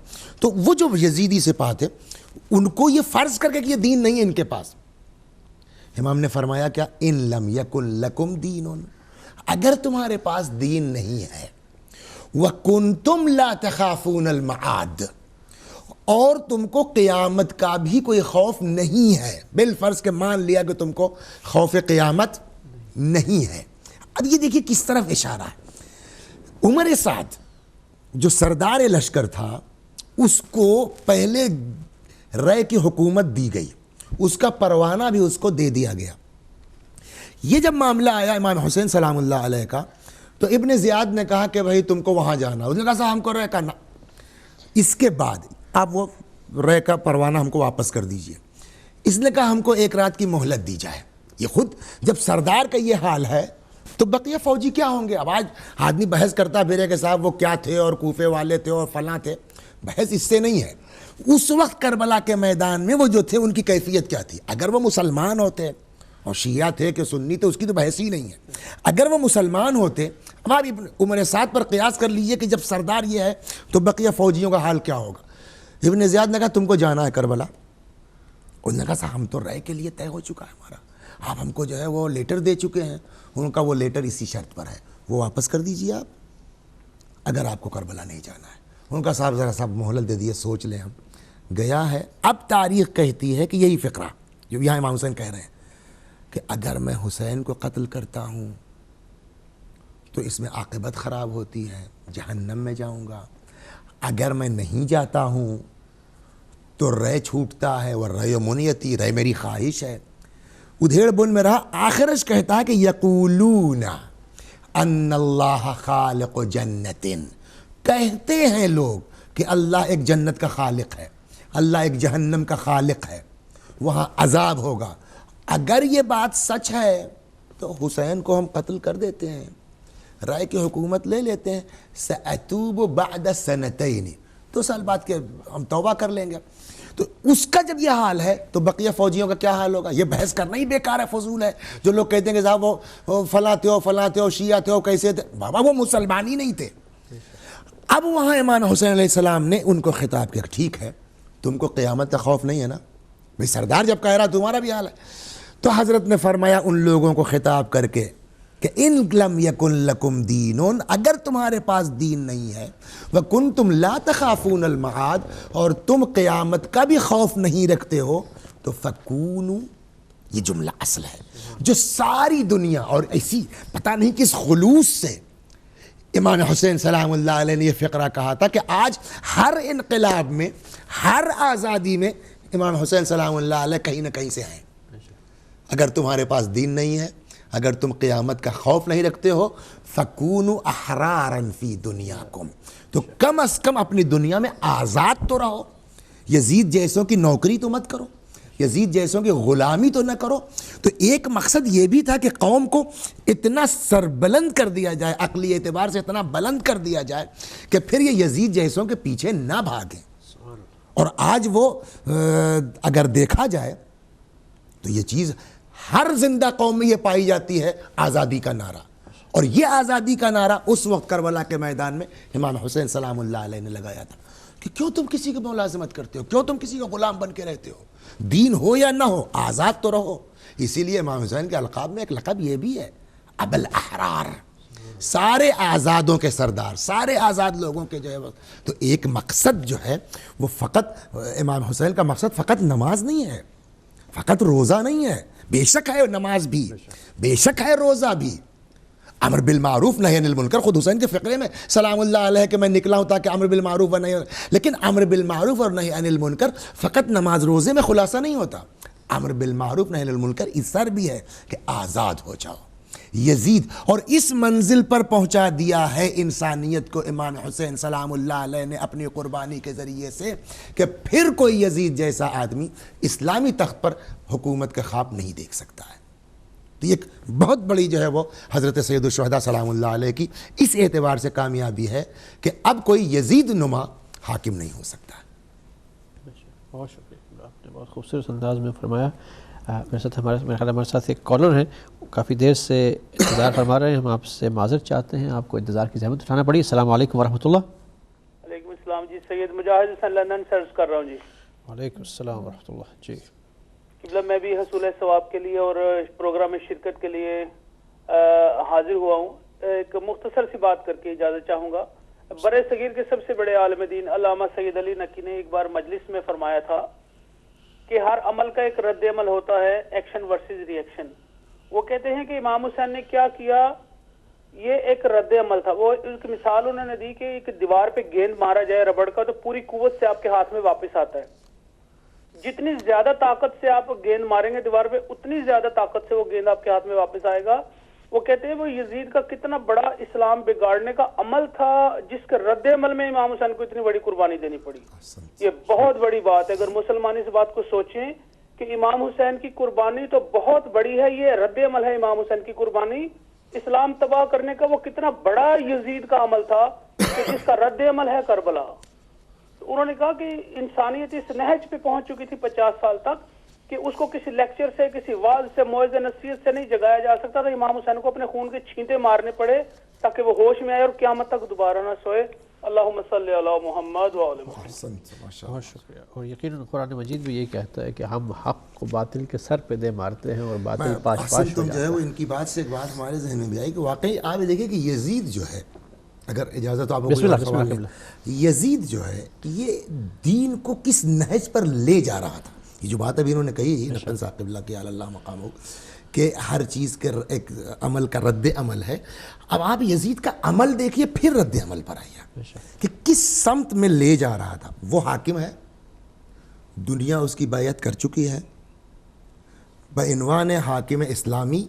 وہ جو کہہ رہا ہے ہوتا کیا ہے کہ جو حاکم اسلامی کہے گا وہ پبلک مانتی ہے نا. الناس علی دین ملوکہم. الناس علی دین ملوکہم. اور اب تک یہ ہے بھائی کہ جو بھی حکومت اسلامی پر بیٹھا ہے, جو بھی خلیفہ وقت ہے, وہ جو کہے گا پبلک اس کو مانتی ہے. اور اب یزید جو ہے مسلمانوں کے سر پہ مسلط ہو چکا ہے, لہٰذا وہ جو کہے گا پبلک اس کو مانے گی نا. اور وہ کہہ کیا رہا ہے؟ نماز مت پڑھو. میں آپ کو شعر سناؤں اگر جو ہے وہ اجازت دیں آپ یزید کا, مگر اس کے لیے مقدمہ تھوڑا سا سنانا پڑے گا آپ کو. قرآن مجید میں عزیز میرے ایک جگہ ارشاد ہوتا ہے فویل للمصلین, ویل ہو ان نماز پڑھنے والوں پر الذین هم عن صلاتهم ساہون, جو اپنی نماز میں غفلت برتتے ہیں. تو یہ کس کے لیے قرآن نے کہا فویل للمصلین؟ ویل ان نمازیوں کے لیے جو غفلت برتتے ہیں, نہ کہ نمازیوں کے لیے. ٹھیک. لیکن اگر آپ اسی جملے کو فویل للمصلین کو صرف آدھا جملہ کہیے, پچھلا چھوڑ دیا فویل للمصلین, تو کیا ترجمہ ہوگا؟ ویل للمصلین, نماز پڑھنے والوں کے لیے. اس کو یہاں رکھیے. اب آئیے جو ہے وہ قرآن میں دوسری جگہ ارشاد ہوا یسألونک عن الخمر والمیسر. آپ سے پیغمبر پوچھتے ہیں لوگ جوئے اور شراب کے بارے میں, قل فیہما اثم کبیر, آپ کہہ دیجئے بہت بڑا گناہ ہے. تو یہاں اس میں کبیر ہے, لیکن خاص کر کے وہ لفظ ویل نہیں یوز کیا گیا ہے شراب کے لیے. یہاں نماز کے لیے کہا گیا جو غفلت برتتے ہیں ان کے لیے ویل. یزید نے کیا کیا ہے, یہاں سے آدھی آیت لی ہے اور ادھر سے شراب والی, دونوں کو جوڑ کے شعر کہتا ہے. یہ ہے رد عمل امام حسین سلام کہ کہاں لے جا رہا تھا دین کو یزید, کہاں لے جا رہا تھا مذہب کو. آج جو لوگ اس بات کے کوشاں ہیں کہ کسی صورت سے یزید کو جو ہے وہ نارمل اس پر لے آئیں کہ صاحب پبلک بیعت کر چکی تھی, کہاں لے جا رہا ہے یزید اسلام کو؟ دونوں آیتوں کو یکجا کرتا ہے اور یکجا کرنے کے بعد اب شعر کہتا ہے ما قال ربک ویل للذی شربا, نہیں کہا ہے تمہارے رب نے لفظ ویل ان لوگوں کے لیے جو شراب پیتے ہیں. ٹھیک ہے, اس آیت میں وہ لفظ ویل نہیں ہے. بل قال, یہ دوسرا مصرع یزید کا, بل قال ویل للمصلین. ہاں اللہ نے ان کے لیے ویل ضرور کہا ہے جو نماز پڑھتے ہیں, العیاذ باللہ. اور یہ کون کہہ رہا ہے؟ بحیثیت حاکم کے نا. ابھی تک کیا ہو رہا ہے کہ جو بھی تخت حکومت پر ہے خلیفہ ہے اس کی بات پبلک مانے گی نا. اور اب یہ جب اس طرح کا فتویٰ دیا جائے گا تو یہ دین مٹایا جا رہا ہے, نہیں مٹایا جا رہا ہے. شراب کو ایک جام سے دوسرے جام میں پلٹیے, جھاگ اٹھتے ہیں نا. یزید جام شراب ہاتھ میں لیتا ہے اور اس میں جو جھاگ اور بلبلیں ہیں کہتا ہے یہ میرے ہاتھ میں جام شراب نہیں ہے, بلکہ ایسا لگتا ہے جیسے حاجی ہیں خانہ خدا کا طواف کر رہے ہیں. اس سے بڑھ کر کے اور توہین حاجی خانہ خدا کی ہو سکتی ہے؟ شراب جتنی پرانی ہوگی اتنی ہی تیز اور تلخ ہوتی ہے. اس کو کہتے ہیں عجوز, بڑھیا شراب. یزید وہ پرانی شراب لیتا ہے اور اس کے بعد کہتا ہے یہ میرے ہاتھ میں شراب نہیں ہے, یہ میں نے حوروں کے بدلے میں لیا ہے. اب کیا بچا ہے اس کے کفر کے لیے؟ اب کیا بچا ہے اس کی بے دینی کے لیے؟ جو انسان نماز کا انکار کرے, جو انسان شراب کو جائز قرار دے دے, جو انسان حج کے مذاق اڑائے, حاجیوں کا مذاق اڑائے, حوروں کا مذاق اڑائے, اس کے پاس کوئی دین رہ گیا ہے؟ یہ ہوا یزید کا عمل. بقول ابھی بہت اچھی بات ہے. یہ ہوا یزید کا عمل. اب اس کا رد عمل یہ آیا ہے کہ ان کان الدین محمد لم یستقم الا بقتلی. اب اس طرح کے یزید لوگ حکومت کے تخت بیٹھ کر کے اس طرح سے مذاق اڑائیں گے, میں اپنی جان دے دوں گا مگر اس طرح سے دین کا مذاق نہیں اڑنے دوں گا. یہ ہے رد عمل حضرت سید الشہداء سلام اللہ علیہ کا. احسن, تم بہت اچھا کالر نے جو ہے وہ خدا ان کی توفیقات میں اضافہ کرے. شکریہ مولانا صاحب. مولانا صاحب جیسے کہ قیام سے پہلے امام نے فرمایا کہ میرا مقصد جو ہے وہ نانا کی امت کی اصلاح کرنا ہے, انسانیت کی اصلاح کرنا ہے, اور جو حسینیت نام ہی جو ہے وہ انسانیت کا ہے, اور جب انسان کو جو ہے وہ رب سے منسلک کرنے کا وقت آتا ہے تو اس کو حسین کا نام دیا جاتا ہے, اور حسین انسانیت سے رابطے کا نام ہے. ایک بہت ہی مشہور مورخ نے ایک بات کہی تھی کہ جب انسانیت مشکل میں پڑتی ہے تو اس کو مشکل سے چھڑانے کے لیے کسی کو اپنے گھروں کو چھوڑنا پڑتا ہے, اور جب انسانیت جو ہے وہ تنہائی میں ہوتی ہے تو اس کو اس تنہائی سے نکالنے کے لیے کسی کو خود تنہا ہونا پڑتا ہے. جب انسانیت جو ہے وہ پیاسی ہوتی ہے تو کسی کو خود 3 دن جو ہے وہ بھوکا اور پیاسا جو ہے وہ رہنا پڑتا ہے. اور جب انسانیت کی غیرت پر لفظ آتا ہے تو کسی کو اپنی غیرت کو بھول کر خود بازاروں میں آنا پڑتا ہے. جب انسانیت سجدوں کو بھول جاتی ہے تو کسی کو اپنے سجدے کو آخری سجدہ بنانا پڑتا ہے. جب انسانیت تلوار اٹھا لیتی ہے تو کسی کو پروردگار کے کہنے پر رضائے الہی پر اپنی تلوار کو جو ہے وہ رکھنا پڑتا ہے. اور جیسا کہ ہم جانتے ہیں کہ حسینیت جو ہے وہ پوری کائنات پر ایک ایسا فلسفہ ہے جو کہ حاوی ہے اور رہے گا, اور اس لیے ہم کہتے ہیں کہ اسلام زندہ ہوتا ہے ہر کربلا کے بعد. اور ہم جیسے کہ ہم جانتے ہیں کہ عزاداری جو ہے وہ ہماری شہرگ حیات ہے. جیسا کہ آپ جانتے ہیں کہ ایام حسینی ہیں, اور امام حسین کا نام ہی جو ہے وہ کافی ہے رلانے کے لیے, گریہ وزاری کرنے کے لیے. بلکہ جو ذکر حسین جو ہے ایام عزا جو ہیں وہ صرف ہمیں گریہ وزاری کا درس نہیں دیتے ہیں, بلکہ ہمیں مقصد حسینی اور پیام حسینی سے بھی متعارف کرواتے ہیں. تو مولانا صاحب سے میں سوال کرنا چاہوں گی کہ آپ ہماری ینگ جنریشن کو یہ بتائیں کہ اصل میں حسینی فکر کیا تھی, حسینی فکر, حسینی فلسفہ اور مقصد حسین کیا تھا, اور پیام حسین کیا ہے. معذرت کے ساتھ اگر اس سے پہلے ایک کالر ہے کافی دیر سے لے رہے ہیں, ان کو بھی شامل کریں, شاید ان کا بھی سوال ہو. السلام علیکم ورحمۃ اللہ. وعلیکم السلام انکل, آنٹی, مولانا. میں سید گجرباز کلاسگو سے بول رہا ہوں, اور آج سب سے پہلے میں سامعین کو امام حسین کی شہادت کا پرچہ پیش کرنا چاہتا ہوں, اور آج میں آپ سے ایک چھوٹی سی بات کر کے سوال کرنا چاہتا ہوں.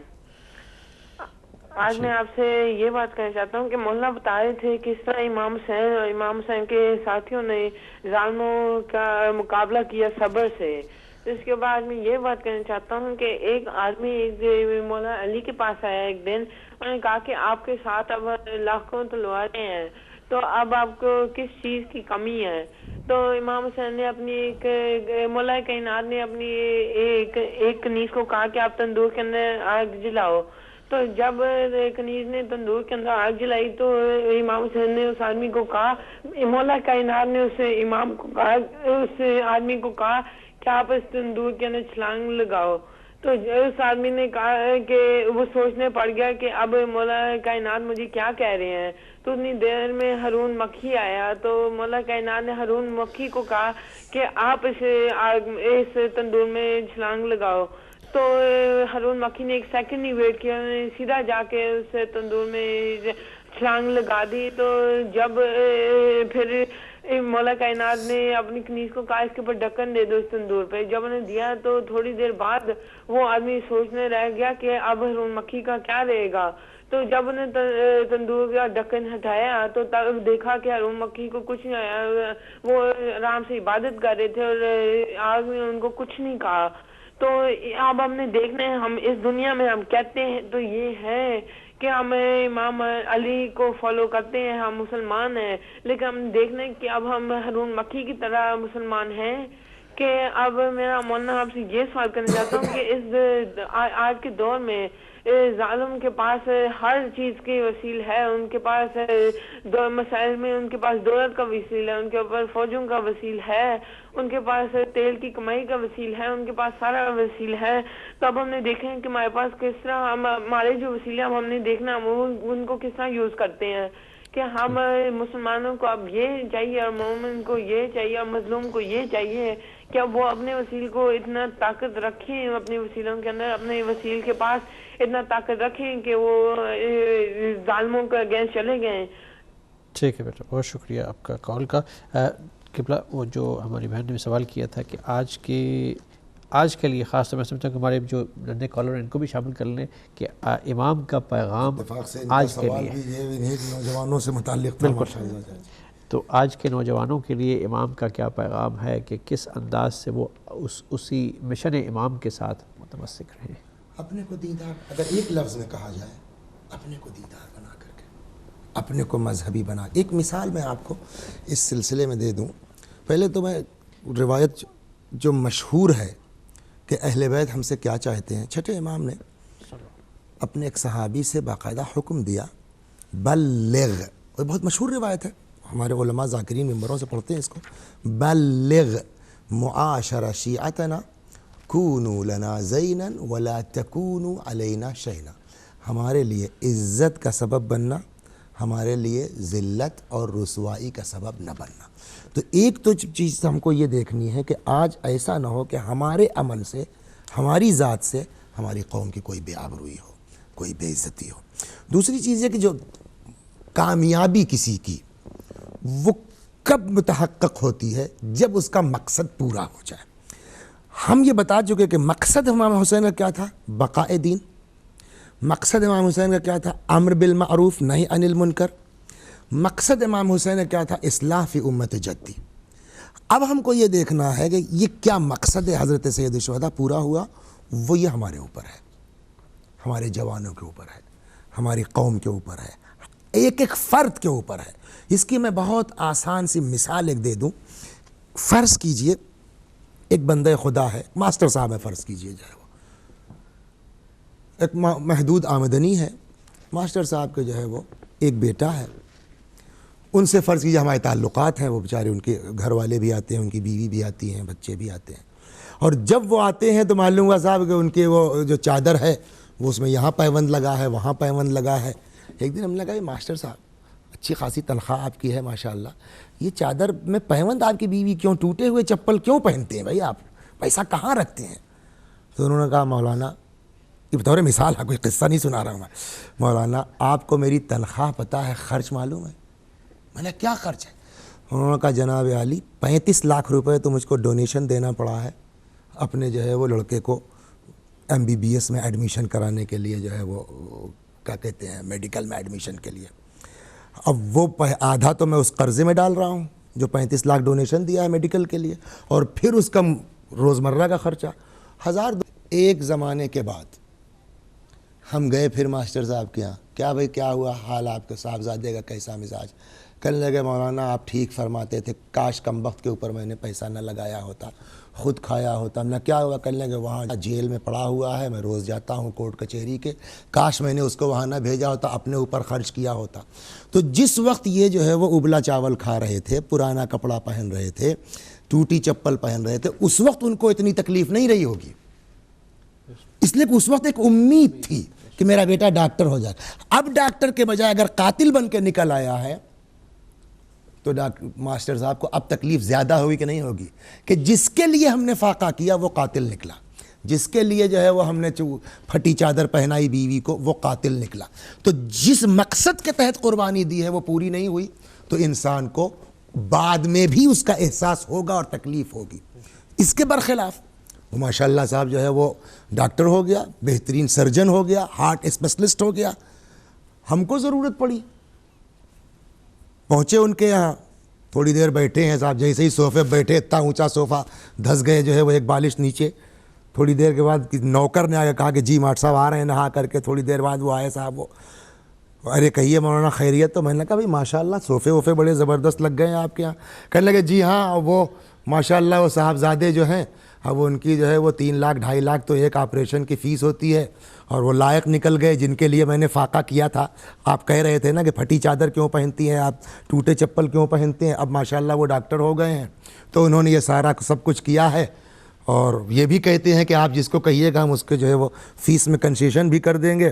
तो मौलाना उस वक्त तो वो किया, लेकिन आज जब याद करता हूँ फटी हुई चादर, तकलीफ़ होती है कि अच्छा लगता है, अच्छा लगता है। आज जब याद करता हूँ उबला हुआ चावल, रात का फाका, तकलीफ़ होती है याद करके कि अच्छा लगता है। जवाब अच्छा लगता है। क्यों अच्छा लगता है?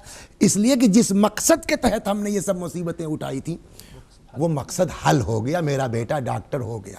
हुसैन अलैहिस्सलातु वस्सलाम हमारी जान मौला पे कुर्बान हो जाएं। क्यों कुर्बानी दी? ताकि हम नमाजी हो जाएं, ताकि हम दीदार हो जाएं। दुनिया में किसी के पास इज्जत हो या ना हो, अली अलैहिस्सलातु वस्सलाम की बेटियों से बढ़ के इज्जतदार कोई है? हज़रत ज़हरा सलामुल्लाह अलैहा की बहुओं से बढ़ के इज्जतदार कोई है? और ये मुखद्दरात इस्मत व तहारत कूफे के बाज़ार में और शाम के बाज़ार में बेपर्दा बेमकनो चादर फिराई गई। कोई तो मकसद इनका रहा होगा इन सारी मुसीबतों के बर्दाश्त करने का, और मकसद क्या था? हम दीदार हो जाएं। अब अगर आज हमारी औरतें, हमारी माएँ और बहनें पर्दे का लिहाज करती हैं, ज़ैनब की दिल और खुश होगा कि हम अपने मकसद में कामयाब हो गए।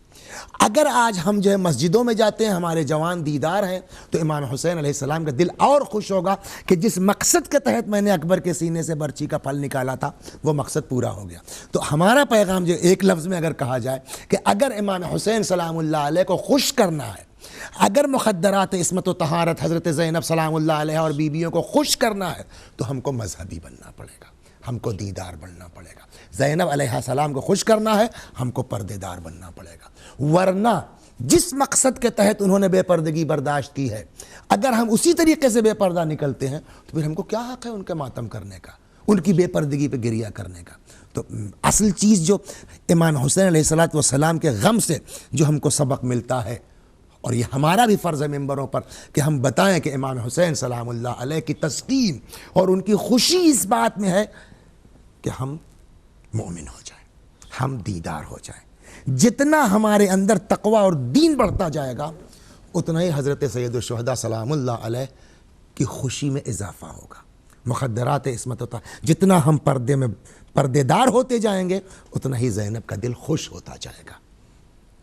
सुभान, बहुत खूबसूरत अंदाज़ में क़िबला आपने रसूलुल्लाह सल्लल्लाहु अलैहि वसल्लम की जो हदीस है कि क़ुरान और अहल बैत से तमस्सुक इख्तियार करना, कि तमस्सुक को कैसे इख्तियार किया जाए आज के इस ज़माने में, ख़ुसूसन हमारे नौजवानों के लिए, और तमाम जो भी अपने आप को हुसैनी कहता है, मिशन इमाम हुसैन अलैहिस्सलाम से अपने आप को तमस्सुक करना चाहता है, मुतमस्सक करना चाहता है, ये तरीक़ा है कि इंसान अपने आप को दीनदार और नेक और मोमिन बनाए, जिससे यकीनन इस मिशन की कामयाबी और आगे बढ़ेगी। हमारे साथ एक कॉलर हैं कि आपकी इजाज़त से उनको हम शामिल कर लें। अस्सलामु अलैकुम वरहमतुल्लाह। वालेकुम अस्सलाम व रहमतुल्लाहि व बरकातहू। जी, और किबला को भी अस्सलाम अलैकुम और मेरी बहन को भी अस्सलाम व रहमतुल्लाह। अलैकुम अस्सलाम। सैयद, मेरा सवाल छोटा सा ये है कि किबला की गुफ्तगू जो है वाक़यातन ये सच्ची बात ये है कि इसमें कोई इबहाम नहीं, जो ये फरमा रहे हैं बिल्कुल हकीकत, और ये ज़रूर असर करने वाली बातें हैं। एक इंसाफ पसंद इंसान के लिए, चाहे किसी भी फिरके मजहब से हो, इंसाफ पसंद इंसान वो जो है उसके लिए ये बेहतरीन गुफ्तगू है। और मैं आपको खराज तहसीन पेश करता हूँ कि आपने किबला को आज मदऊ किया।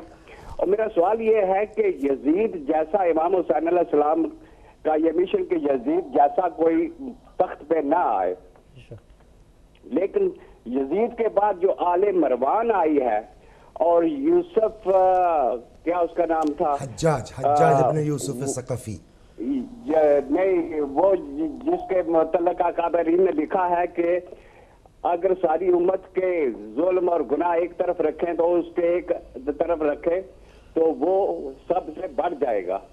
तो इनको किस कैटेगरी में हम लेंगे, यजीद के बाद या यजीद नुमा, या कैसे इनको समझा जाएगा? اچھی بات ہے، احسنت، وہ میرا بہت خیال اچھا بتا رہے ہیں سوال کہ جس طرح ایسے بھی بنو عباس میں بھی ایسے آئے جنہوں نے قبر امام حسین علیہ السلام کو مسمار کرنے کی بھی کوشش کی، اور یہ سب تو آج کے زمانے میں بھی اگر ہم دیکھیں تو میں سمجھتا ہوں بڑا اہم سوال ہے کہ اگر ہم دیکھیں تو طاغوت کہیں یہ نہیں کہ غائب ہو گیا یا کہیں چھپ گیا، وہ اپنے اپنے زمانے کا ہر ایک یزید ہمیں نظر آتا ہے. تو اب کس انداز سے کیا فریضہ بنتا ہے؟ کیا ہر کوئی اپنے، ظاہر ہے کہ کربلا کی طرح قربانی تو کوئی پیش نہیں کر سکتا، کربلا تو فقط ایک تھی، ایک ہی ہے، اسی کو ہم نے سیکھنا ہے، اسی کو احیاء دین اور اپنی زندگی کا ایک ہمارا مقصد ہے کہ جس کو حاصل کرنے کے لیے کربلا ہمیں متوجہ کرتی ہے. تو اس جو اپنے وقت کا یزید ہے، اپنے وقت کا طاغوت ہے، اسے ہم کیسے پہچانیں اور پھر ہمیں کیا رویہ اختیار کرنا چاہیے؟ میں چاہوں گا اس پر قربہ آپ کو فرمائیے گا. ایک کالر اور ہیں، اگر ان کو بھی شامل کر لیں آپ اجازت سے. السلام علیکم ورحمۃ اللہ. وعلیکم السلام ورحمۃ اللہ وبرکاتہ. بیٹا اشتاق صاحب، میں محمد شکیب اللہ سے بول رہا ہوں. جی یعقوب بھائی. جناب آپ کو اور بیٹی صاحبہ کو اور مولانا صاحب کو میں ادب کے ساتھ سلام عرض کرتا ہوں. اور آپ لوگوں کی گفتگو میں سن رہا ہوں، حقیقت یہ ہے کہ آپ جیسے علم والے بہت کم لوگ ہیں، تو میں دعا کرتا ہوں کہ آپ لوگوں کی باتیں لوگوں کے دل میں اتر جائیں. تو میں یہ عرض کرنا چاہتا ہوں کہ کلمے کے ذریعے سے اللہ تعالیٰ کے رسول اہل بیت کو پہچان کر ان کی خدمت میں آنا اور شیطان سے نفرت کرنا، یہ اصل میں دین ہے.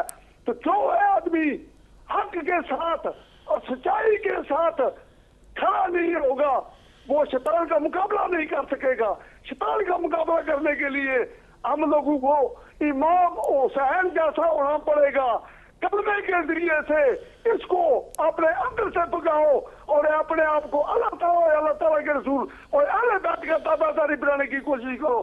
میں امام حسین کے غم میں سب مومنوں کو تعظیم پیش کرتا ہوں اور دعا کرتا ہوں کہ سب لوگ کلمے کے ذریعے سے شیطان کو پہچانو اور اپنے نبی کے ساتھ ہو جاؤ. ہر زمانے میں یزید ہے، شیطان جیسا ہر زمانے میں ہے، اور نبی جیسا بھی ہر زمانے میں ہے. اس کو ڈھونڈنے سے کام بنے گا. دین لوگوں کے پاس ہے. دین وغیرہ مولویوں سے نہیں مل سکتا. دین صرف نبیوں سے ملتا ہے اور اہل بیت سے مل سکتا ہے. اسی کے ساتھ میں اجازت چاہتا ہوں اور آپ شہزادوں کا شکریہ اور آپ لوگوں کو ادب کے ساتھ سلام عرض کرتا ہوں. اللہ حافظ. وعلیکم السلام ورحمۃ اللہ. جناب یعقوب صاحب، آپ نے اپنے نیک اور پاکیزہ جذبات کا اظہار فرمایا. ہدایت ٹی وی کے ہر پروگرام کو آپ اسی طرح دیکھتے اور سراہتے ہیں. اللہ تعالیٰ آپ کو جزائے خیر عطا فرمائے. قبلہ، ہمارے بھائی نے بھی کال کی اور ایک پہلے کالر کا بھی سوال تھا اور ایک اور کالر مجھے بتایا جا رہا ہے کہ آپ اجازت سے ان کو بھی شامل کر لیتے ہیں. السلام علیکم ورحمۃ اللہ. السلام علیکم مولانا. السلام علیکم بھائی اور بیٹی، آپ کو بھی سلام. اور نقوی بول رہا ہوں. جی نقوی صاحب.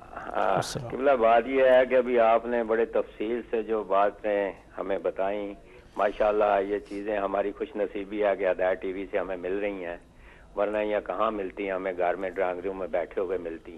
لیکن ہدایت کا کارنامہ ہے، آل محمد کا خاص کرم ہے کہ ہمیں یہ چیزیں مل رہی ہیں. قبلہ، میں یہ بات ایک کرنا چاہتا ہوں آپ سے کہ دیکھیں کہ امام حسین سے یہ سبق جو سب سے پہلے ہمیں ملا وہ یہی ملا کربلا میں کہ ثابت قدمی کا، کہ ثابت قدم کیسے رہا جاتا ہے. اس کی 1400 سال کے بعد آج یہ مثال ملتی ہے، بلکہ آج ہی ملتی ہے، آج کے دن ہی ملتی ہے یہ مثال کہ ایران اپنے ثابت قدمی میں رہا اور ثابت قدم رہ کے اس نے طاغوتی طاقتوں کا مقابلہ کیا، پابندیاں سہی، سب کچھ سہا، لیکن اپنی ثابت قدمی نہ چھوڑی. تو آج یورپی طاقتیں، طاغوتی طاقتیں اس کے آگے گھٹنے ٹیک گئیں اور آج ایران کامیاب ہو گیا. اور یہ ہمارے لیے بہت بڑا مسلمانوں کے لیے سبق ہے. اگر ہم سوچیں تو یہ سبق اگر ہم دیکھیں تو اس سے بڑا سبق اور کوئی نہیں ہو سکتا کہ ثابت قدم ایران نے آج ان کے گھٹنے ٹیک دیے. اور یہی مسلمانوں کے لیے ایک بہت بڑی مثال بن جاتی ہے اگر دل میں بغض نہ ہو، حسد نہ ہو. تو قبلہ، میں آپ سے صرف یہ ایک سوال کرنا چاہتا ہوں، یہ پوچھنا چاہتا ہوں آپ سے کہ آج بھی ہم لوگ جب مظلومیت کا ساتھ دے کر مظلومیت کے ساتھ اپنی قربانیاں دے رہے ہیں، تو جب ظالم اپنے پورے وسائل استعمال کر کے، تیل کی کمائی کا استعمال کر کے، اپنی طاقت میڈیا استعمال کر کے بھی آج وہ ظالم کو ظالم بنا کے اس نے اپنے آپ کو ظاہر کر دیا اور اپنے اس وقت کا یزید اور آج کا یزید سامنے آ چکا ہے. تو میں آپ سے یہ سوال کرنا چاہتا ہوں کہ کیا وجہ ہے کہ آج مظلوم جو ہیں وہ کیوں نہیں اس ظالم کی اس طاقت کے مطابق جو آج وہ استعمال کر رہا ہے، اپنے وسائل، اپنا طاقت، اپنی سوچ کو کیوں نہیں بدل کے ظالم کے مقابلے میں مظلومیت کو برابر کیوں نہیں لا رہا؟ اس کی کیا وجہ ہے؟ اس کی کمی کی وجہ کیا ہے؟ کیا ہمیں علم کی کمی ہے، یا ہمارے پاس لیڈر نہیں ہے، یا کیا وجہ ہے کہ ہم لوگ اس سے فائدہ کیوں نہیں اٹھا سکے جو ہمیں علم حاصل ہو رہا ہے؟ اس کی وجہ بتا دیں پلیز، مہربانی، شکریہ ہوگا۔ بہت شکریہ نقوی صاحب، آپ نے ہمارے گزشتہ کالر کا بھی سوال سنا، اور میں سمجھتا ہوں کہ تھوڑا سا یہاں پہ رک کر کے کالز کو اگر تھوڑا سا ہم روک لیں، کیونکہ سوالات جو ہیں وہ بڑے اہم سوالات ہیں۔ ایک اور کالر مجھے بتایا جا رہا ہے کہ ان کو بھی اگر لے لیں، اس کے بعد پھر تک سوالات جو ہیں بڑے، میں سمجھتا ہوں کہ بہت اہم سوالات ہیں۔ جی السلام علیکم ورحمۃ اللہ۔ وعلیکم السلام، میرا نام فاطمہ ہے۔ جی فاطمہ بہن، میرا بس سوال یہ ہے کہ امام حسین علیہ السلام نے اتنے خطبات دیے دشمنان دین کے سامنے، لیکن ان پہ اثر نہیں ہوا، تو ہم لوگ مولانا صاحب وغیرہ کی باتیں سنتے ہیں تو ایام ازا میں تھوڑے بہت نیک ہو جاتے ہیں۔ تو میں یہ پوچھنا چاہتی ہوں کہ وہ کس مٹی سے خلق ہوئے تھے کہ جس پر وہ معصومین کی بات کا اثر نہیں ہوا؟ کیونکہ قرآن کے اندر 3 قسم کی مٹی کا ذکر ہے، سدرا، سلاسل اینڈ تراب، یعنی ہم نے انسان کو خلق کیا بھربری مٹی سے، چکنی مٹی سے اور کھنکھناتی ہوئی مٹی سے۔ تو میں کیا یہ سوال پوچھنا چاہتی ہوں کہ سارے بنی نوع انسان ایک ہی مٹی سے خلق ہوئے؟ کیونکہ دنیا میں مختلف قسم کے انسان ہیں، کچھ بہت رحمان ہیں، کچھ بہت سنگ دل ہیں جن پہ کسی بات کا اثر نہیں ہوتا۔ بس میرا یہی سوال ہے، آپ سب کو ہمارا سلام، خدا حافظ۔ وعلیکم السلام ورحمۃ اللہ۔ آپ نے ہماری بہن کا بھی سوال سنا، بہت اہم، اور ایک اور کالر مجھے بتایا جا رہا ہے کہ کالرز کا ایک سلسلہ ہے، ان کو بھی ہم یقیناً شامل کریں گے تاکہ وہ بھی بہترین انداز میں مستفید ہو سکیں قبلہ کی موجودگی سے۔ السلام علیکم ورحمۃ اللہ۔ ہلو، السلام علیکم جی۔ وعلیکم السلام ورحمۃ اللہ۔ جی میں سیدہ بات کر رہی ہوں لندن سے۔ میں آپ کا پروگرام دیکھ رہی ہوں اور آپ کا ٹاپک بہت اچھا ہے، تو اسی سلسلے میں بات کرنا چاہتی ہوں غم حسین علیہ السلام اور نوجوان نسل۔ میں کہنا چاہتی ہوں کہ جو ہماری نوجوان نسل ہے وہ غم حسین تو مناتی ہے اور عزاداری حسین بھی کرتی ہے، ماتم بھی کرتی ہے، نوحہ خوانی بھی کرتی ہے، لیکن ان کی سیرت پر عمل کرنے کی کوشش بالکل نہیں کرتی۔ ان کا کام یہ ہوتا ہے کہ وہ مسجدوں میں، امام باغوں میں جا کے ماتم کریں گے، نوحہ خوانی کریں گے، لیکن جو مقصد امام حسین علیہ السلام کا تھا اس کو سمجھنے کی کوشش نہ کبھی کی ہے، نہ اس پر عمل کرنے کی وہ کوشش کرتے ہیں۔ سب سے پہلے تو وہ اپنے گھریلو جو ہے، ہمارا تو بنیادی جو چیز ہے ہمارے گھروں میں ان کا کیا کردار ہے، تو گھروں میں جب ان کے کردار میں اتنی پختگی نہیں ہے، اتنی مضبوطی نہیں ہے، تو وہ باہر دنیا میں اپنے امام حسین علیہ السلام کے مقصد کی کیسے وہ تحفظ کر سکتے ہیں؟ ان کا کردار تو جو ہے وہ سیدھا سیدھا یزید کی سیرت پہ ہے، اور لیکن وہ کہتے ہیں کہ ہم امام حسین علیہ السلام کے ماننے والے۔ جو نوجوان جو ہیں غم حسین والے دن زنجیر زنی پر آپس میں لڑائی کر سکتے ہیں، تو وہ نوجوان کیا امام زمانہ کے ظہور کے انتظار میں اپنے آپ کو سمجھتے ہیں کہ اس قابل ہیں کہ ہم امام زمانہ کا ساتھ دے سکتے ہیں؟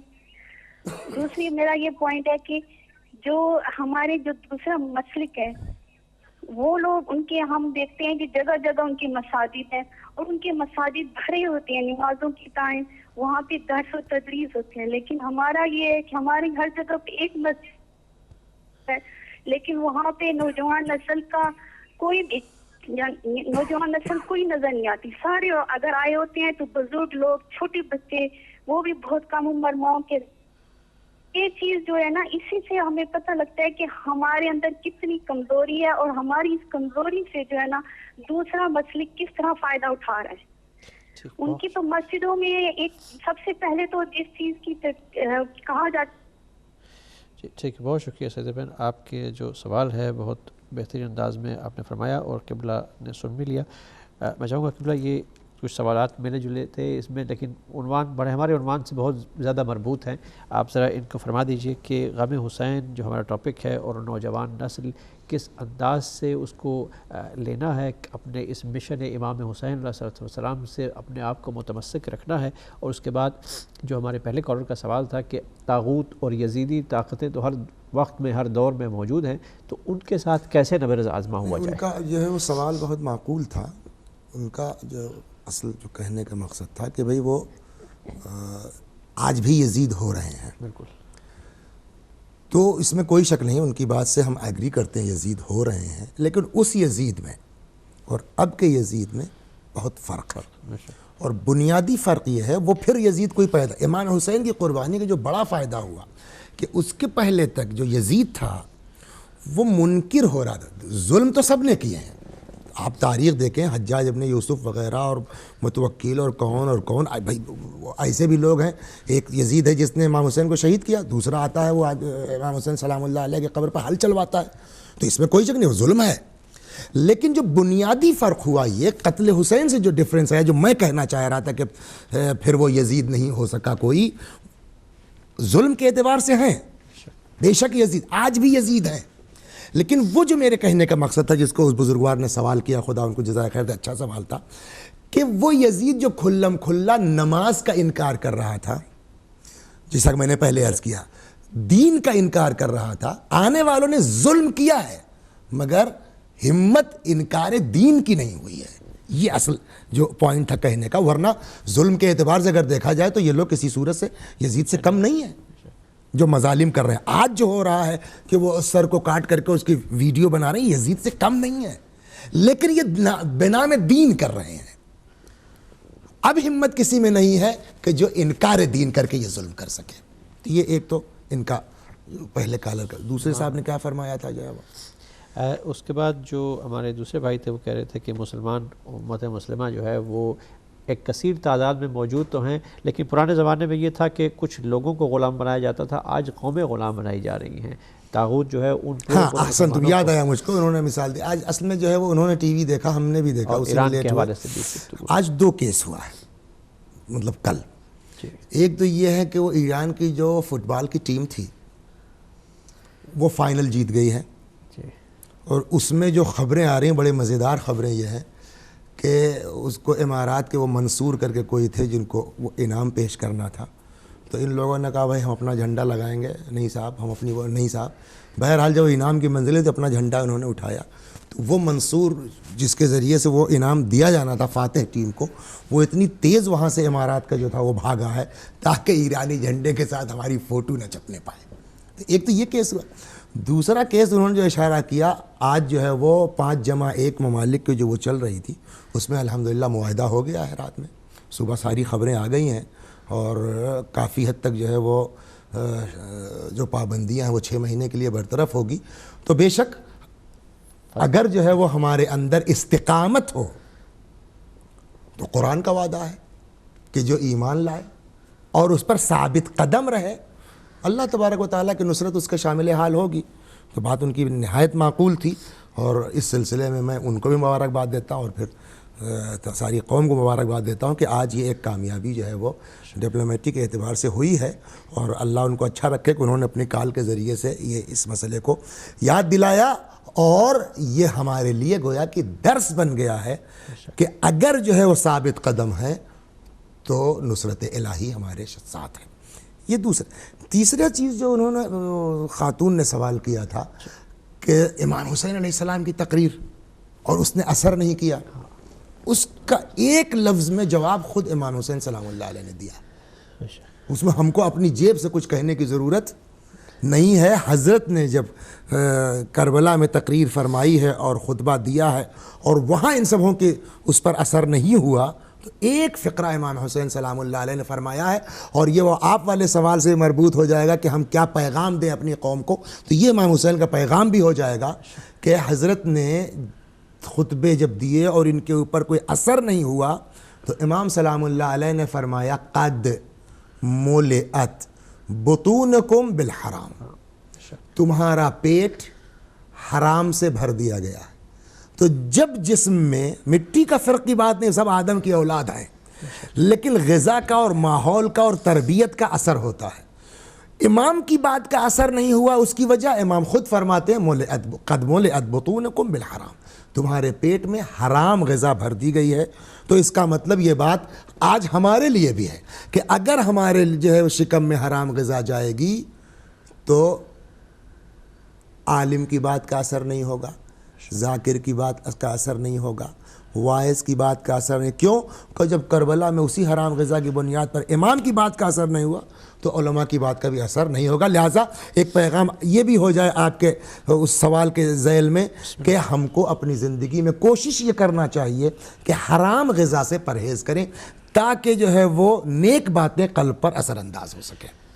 اور سب جیسا کہ ہماری بہن نے جو کالر تھی انہوں نے بھی یہ بات کی کہ یہ وہ ہستی ہیں جنہوں نے جناب رسول خدا صلی اللہ علیہ وآلہ وسلم جیسے جو نانا ہیں اور جناب مولا علی علیہ السلام جیسے والد اور بی بی سیدہ جیسی والدہ کے زیر سایہ جو ہے وہ پرورش پائی، اور پھر بار بار جو ہے وہ جناب رسول خدا اس ہستی کا تعارف کرواتے رہے، کبھی سجدے کو طویل کر کے اور کبھی مباہلہ کے میدان میں کہ ابناءنا و ابناؤکم، اور قرآن میں جن کے بارے میں بہت سی آیات جو ہیں وہ خداوند تعالیٰ نے خود نازل کی ہیں، اور ان کے بارے میں خود جناب رسول خدا نے صرف ایک مقام پہ نہیں ہزارہا مقامات ہیں اس طرح کے جن پہ فرماتے رہے کہ کل اسألکم علیہ اجرا الا المودۃ فی القربی.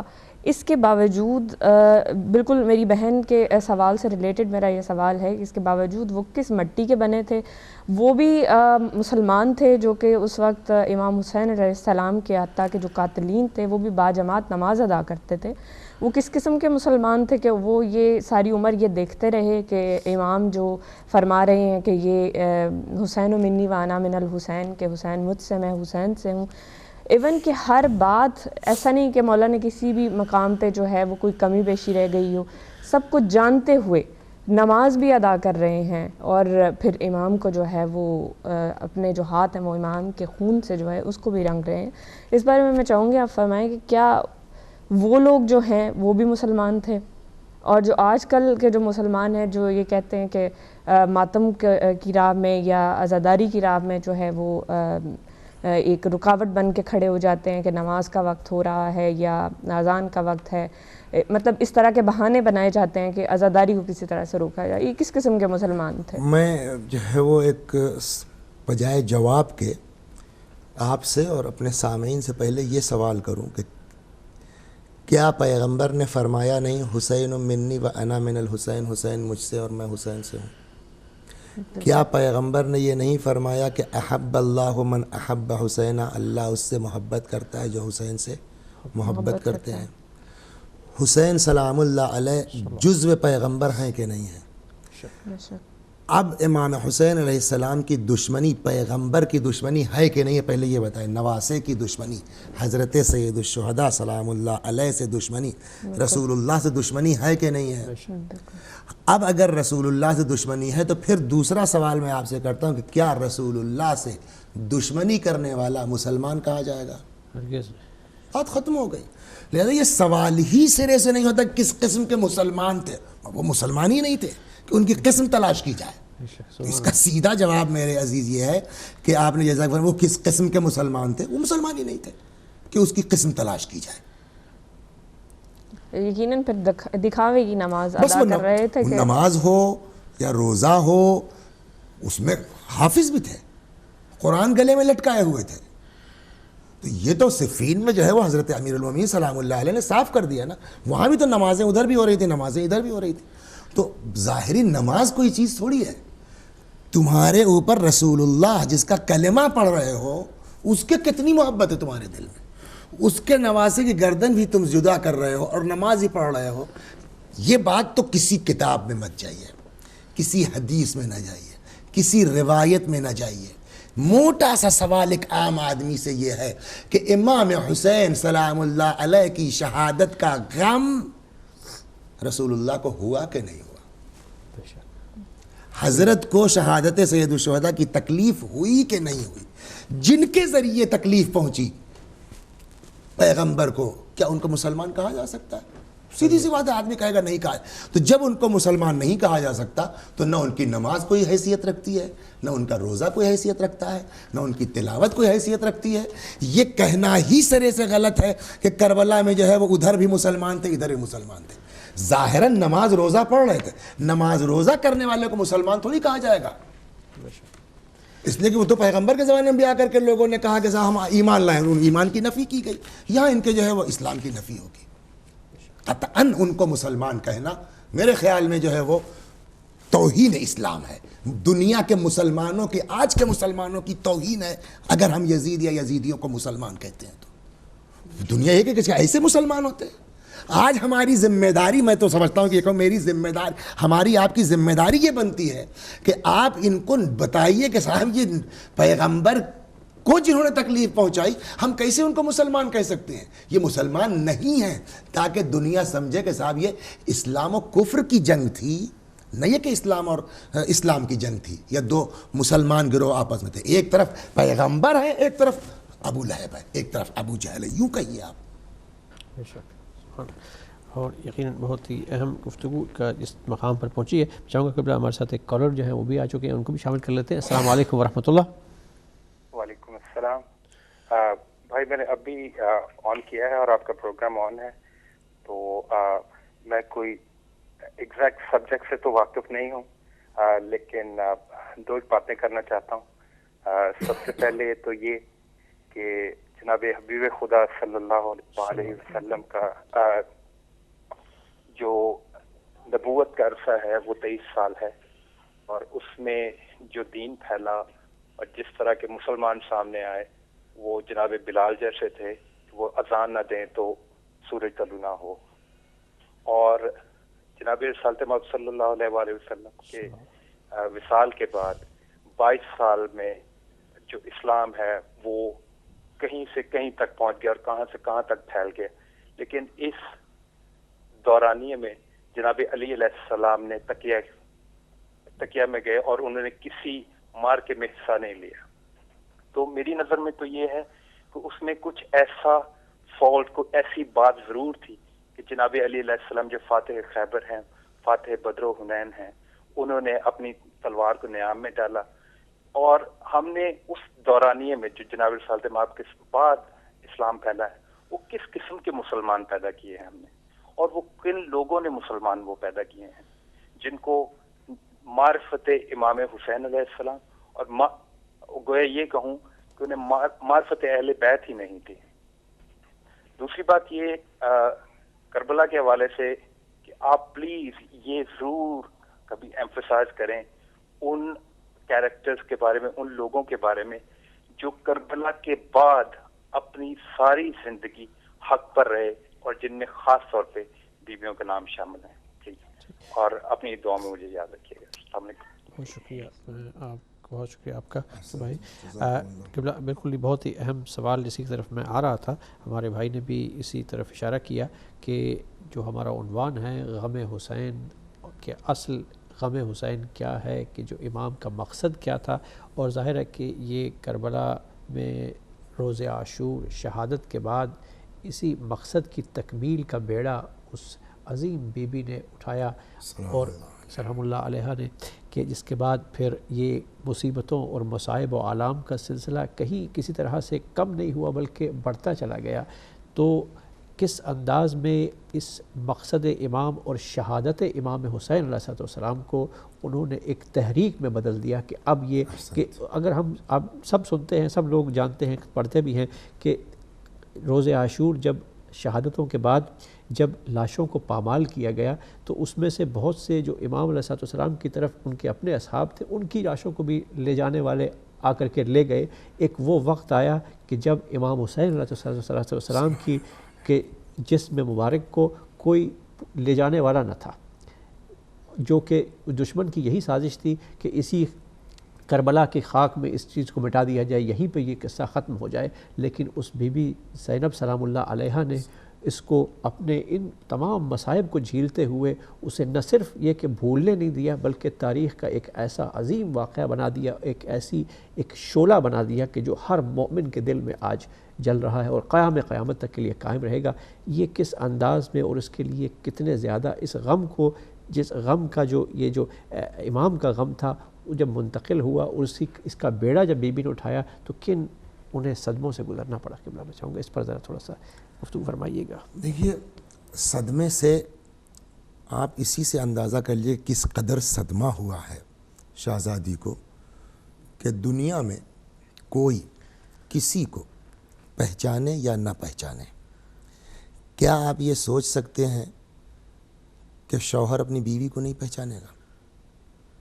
یہ سوچا جا سکتا ہے، لیکن یہ صدمہ ہی ہے، اور وہ ایسے صدمات، آپ سوچئے کہ کس طرح کے صدمات سے گزری ہیں۔ چلتے وقت حضرت سید الشہداء سلام اللہ علیہ نے فرمایا کہ اب تمہارے حوالے۔ شہادت امام حسین سلام اللہ علیہ سے پہلے گریہ بھی کیا ہے اور بسا اوقات غش بھی آیا ہے، لیکن شہادت امام حسین علیہ السلام کے بعد پھر نہ غش آیا ہے نہ گریہ کیا ہے۔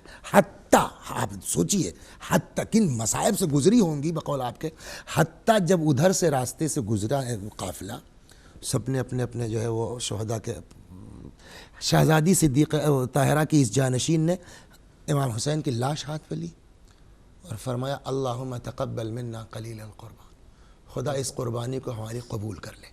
یہاں پر سوال ہے کہ نہیں ہے کہ سکتہ ہونا چاہیے تھا، ہارٹ فیل ہو جانا چاہیے تھا اس مصیبت کو دیکھنے کے بعد، مگر جناب زینب کیا گریہ نہیں؟ سوال کروں بی بی کیوں آپ کی آنکھ سے آنسو نہیں آ رہا ہے؟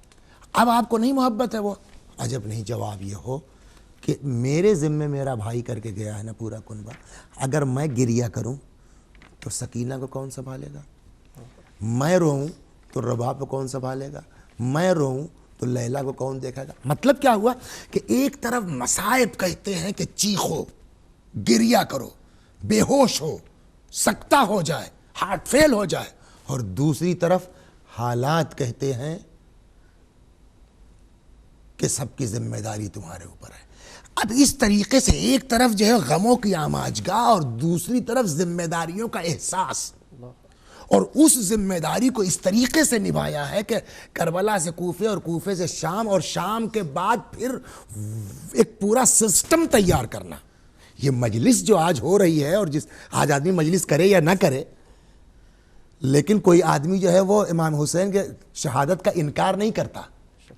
اس کے بیس کیا ہے؟ اس کی بیس یہی مجلسیں ہیں، اور یہ پورا سسٹم جو تیار کیا ہے وہ حضرت زینب سلام اللہ علیہ نے کیا ہے۔ اب جب وہاں سے واپس آئی ہیں تو سمجھ میں بات یہ آئی کہ ایک طرف مصیبت کہتی ہے رونا گریہ کرنا، اور ایک طرف ذمہ داری کہتی ہے کہ آنکھ سے آنسو نہ نکلے، تو یہ کہاں جھیلا؟ دل ہی پر تو۔ اور اس میں بھی ایک اور بھی یہ پیغام بھی ہو جائے، ابھی وقت ہے نا 2-4 منٹ، ایک پیغام بھی یہ ہو جائے کہ ان ساری مصیبتوں میں نماز شب کمال ہے، نماز شب، حتیٰ کہ روایت کہتی ہے کہ حضرت زینب سلام اللہ علیہا کی نماز شب قضا نہیں ہوئی، کہاں؟ حتیٰ فی لیلۃ 11 من المحرم، شام غریبہ میں بھی۔ یعنی شام غریبہ کا آپ تصور کریں گے، شب عاشور سارے اصحاب جگ رہے ہیں نا، عقل کہتی ہے کہ جب سب لوگ جگ رہے ہیں تو کیا جناب زینب سو رہی ہوں گی؟ روایات کہتی ہے وہ بھی جگ رہی ہیں دعا عبادت میں۔ دن پورا مصیبتوں میں گزرا ہے، حتیٰ کہ شہداء تو شہید ہو کر کے آرام سے سو گئے نا، لیکن زینب کا آرام ابھی نہیں ہے۔ پوری رات شب عاشور کی جگی ہوئی، پورا دن عاشور کا، پھر شام غریبہ کی وہ مصیبتیں، وہ خیموں کا جلنا، وہ بچوں کا تلاش کرنا، آدھی رات کو 12 بجے 1 بجے نہیں معلوم کب، جب ذرا سا سکون ہوا تو اس میں شہزادی زینب سلام اللہ علیہ کھڑی ہو گئی اور اللہ اکبر نماز شب۔ یہ پیغام اس بات کا دے رہا ہے کہ ہمارا اصل مقصد کیا ہے۔ اگر تم واقعی جو ہے وہ کنیز زینب ہو، اگر تم واقعی خادم حسین ہو، تو یہ دیکھو ان لوگوں نے کیا کیا ہے۔ تو ایک طرف ذمہ داری اور ایک طرف یہی وجہ ہے جو آپ نے فرمایا نا کہ اب جو مدینے واپس پہنچی ہیں تو پہلا سوال جو میں نے شروع میں کیا تھا، کسی کو آدمی بھول جائے، بیوی کو پہچاننے سے انکار کر سکتا ہے؟ یہ عقل میں نہیں آتی بات، لیکن جب ان چیزوں کو آدمی غور کرے گا کہ کیسے اپنے دل پر سب برداشت کیا ہے، اور اس قافلے کو جو ہے وہ کسی صورت سے جو ہے وہ لے کر کے آئی ہیں مدینے، یہ وجہ ہے شاید کہ جناب عبداللہ نے بھی جناب زینب سلام اللہ علیہ کو پہچاننے سے انکار کر دیا۔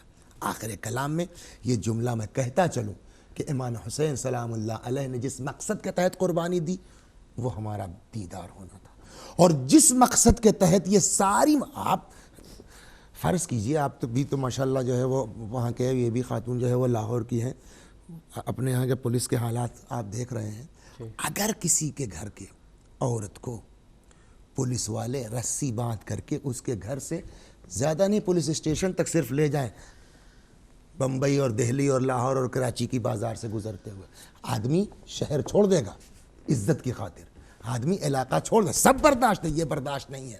اور یہ چیز ہاتھ میں رسی بدھی ہوئی اور بے کجاوا اونٹوں پر پھرایا جا رہا اور یہ سب برداشت کیا جا رہا کاہے کے لیے؟ ہمارے دینداری کے لیے۔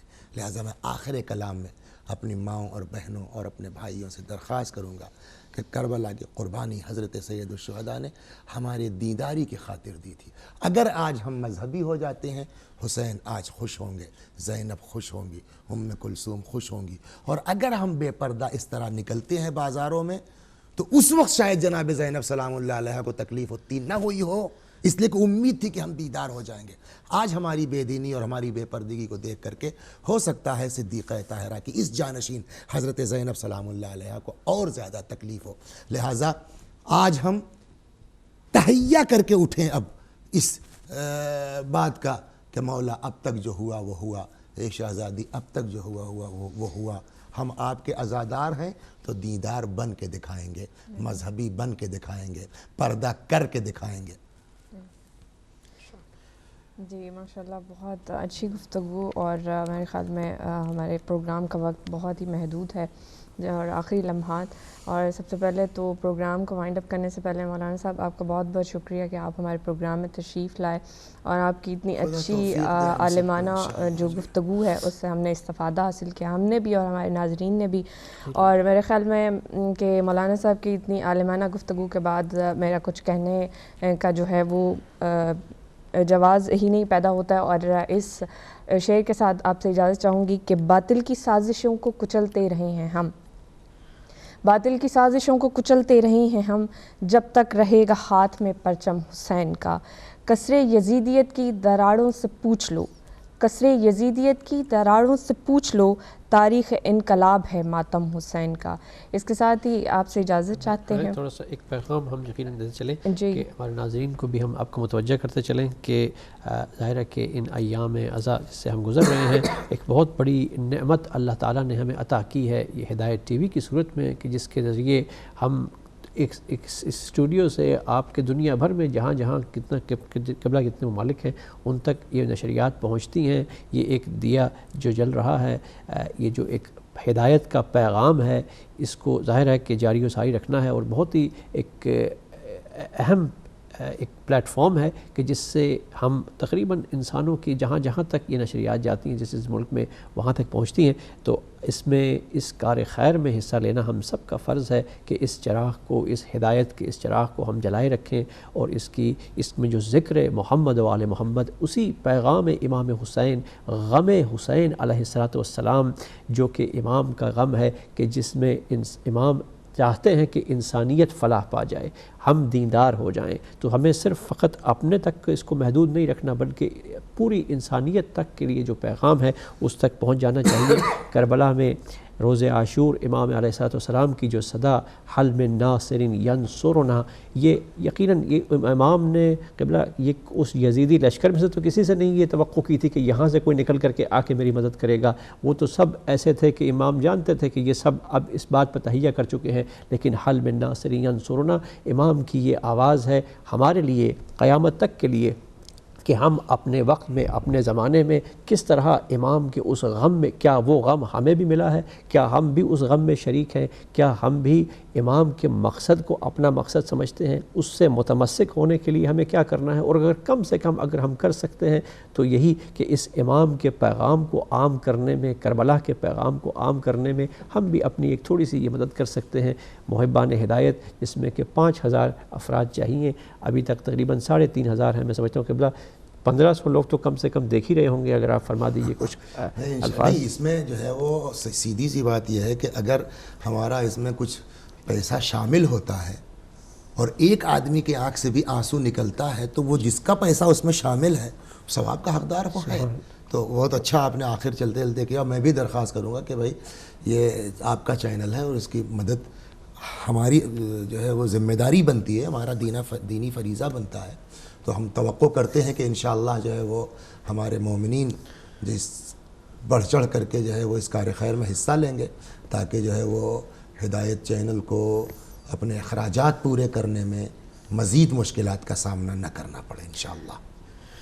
ٹھیک، ہمارے پاس تقریباً اس وقت 3460 جو ہیں وہ ممبرز ہیں، اور ہمیں مزید جو ہے تقریباً 1340 جو ہیں 1540 جو ہیں اور ایسے ممبران چاہیے، جس کے بعد پھر ہدایت ٹی وی اپنے نظام کو چلانے میں بہت حد تک خود کفیل ہوگا، اور پھر تمام توجہات جو ہیں وہ مرکوز ہو سکیں گی ٹرانسمیشن اور اس کی بہترین سے بہترین نشریات آپ تک لانے کے لیے انشاءاللہ المستعان. یقیناً اور یہی ہمارے لیے ہو سکتا ہے کہ نجات کا آخرت میں بھی ایک توشہ نجات بھی ہمارے لیے بن سکے. الہی آمین.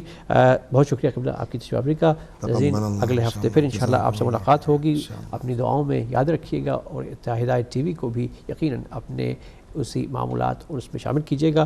قبلہ میں چاہوں گا کہ ہمارے پروگرام کا اختتام آپ کچھ دعائیہ کلمات پہ فرما دیجیے.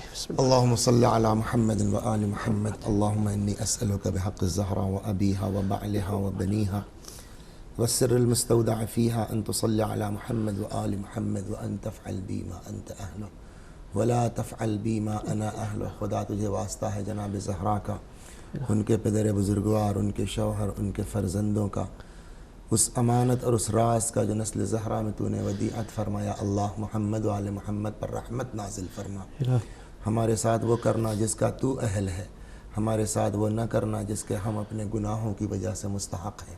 یا اللہ ہمارے گناہوں کو بخش دے، ہمارے ماں باپ کے گناہوں کو بخش دے، ہمیں اعمال خیر کی توفیق کرامت فرما.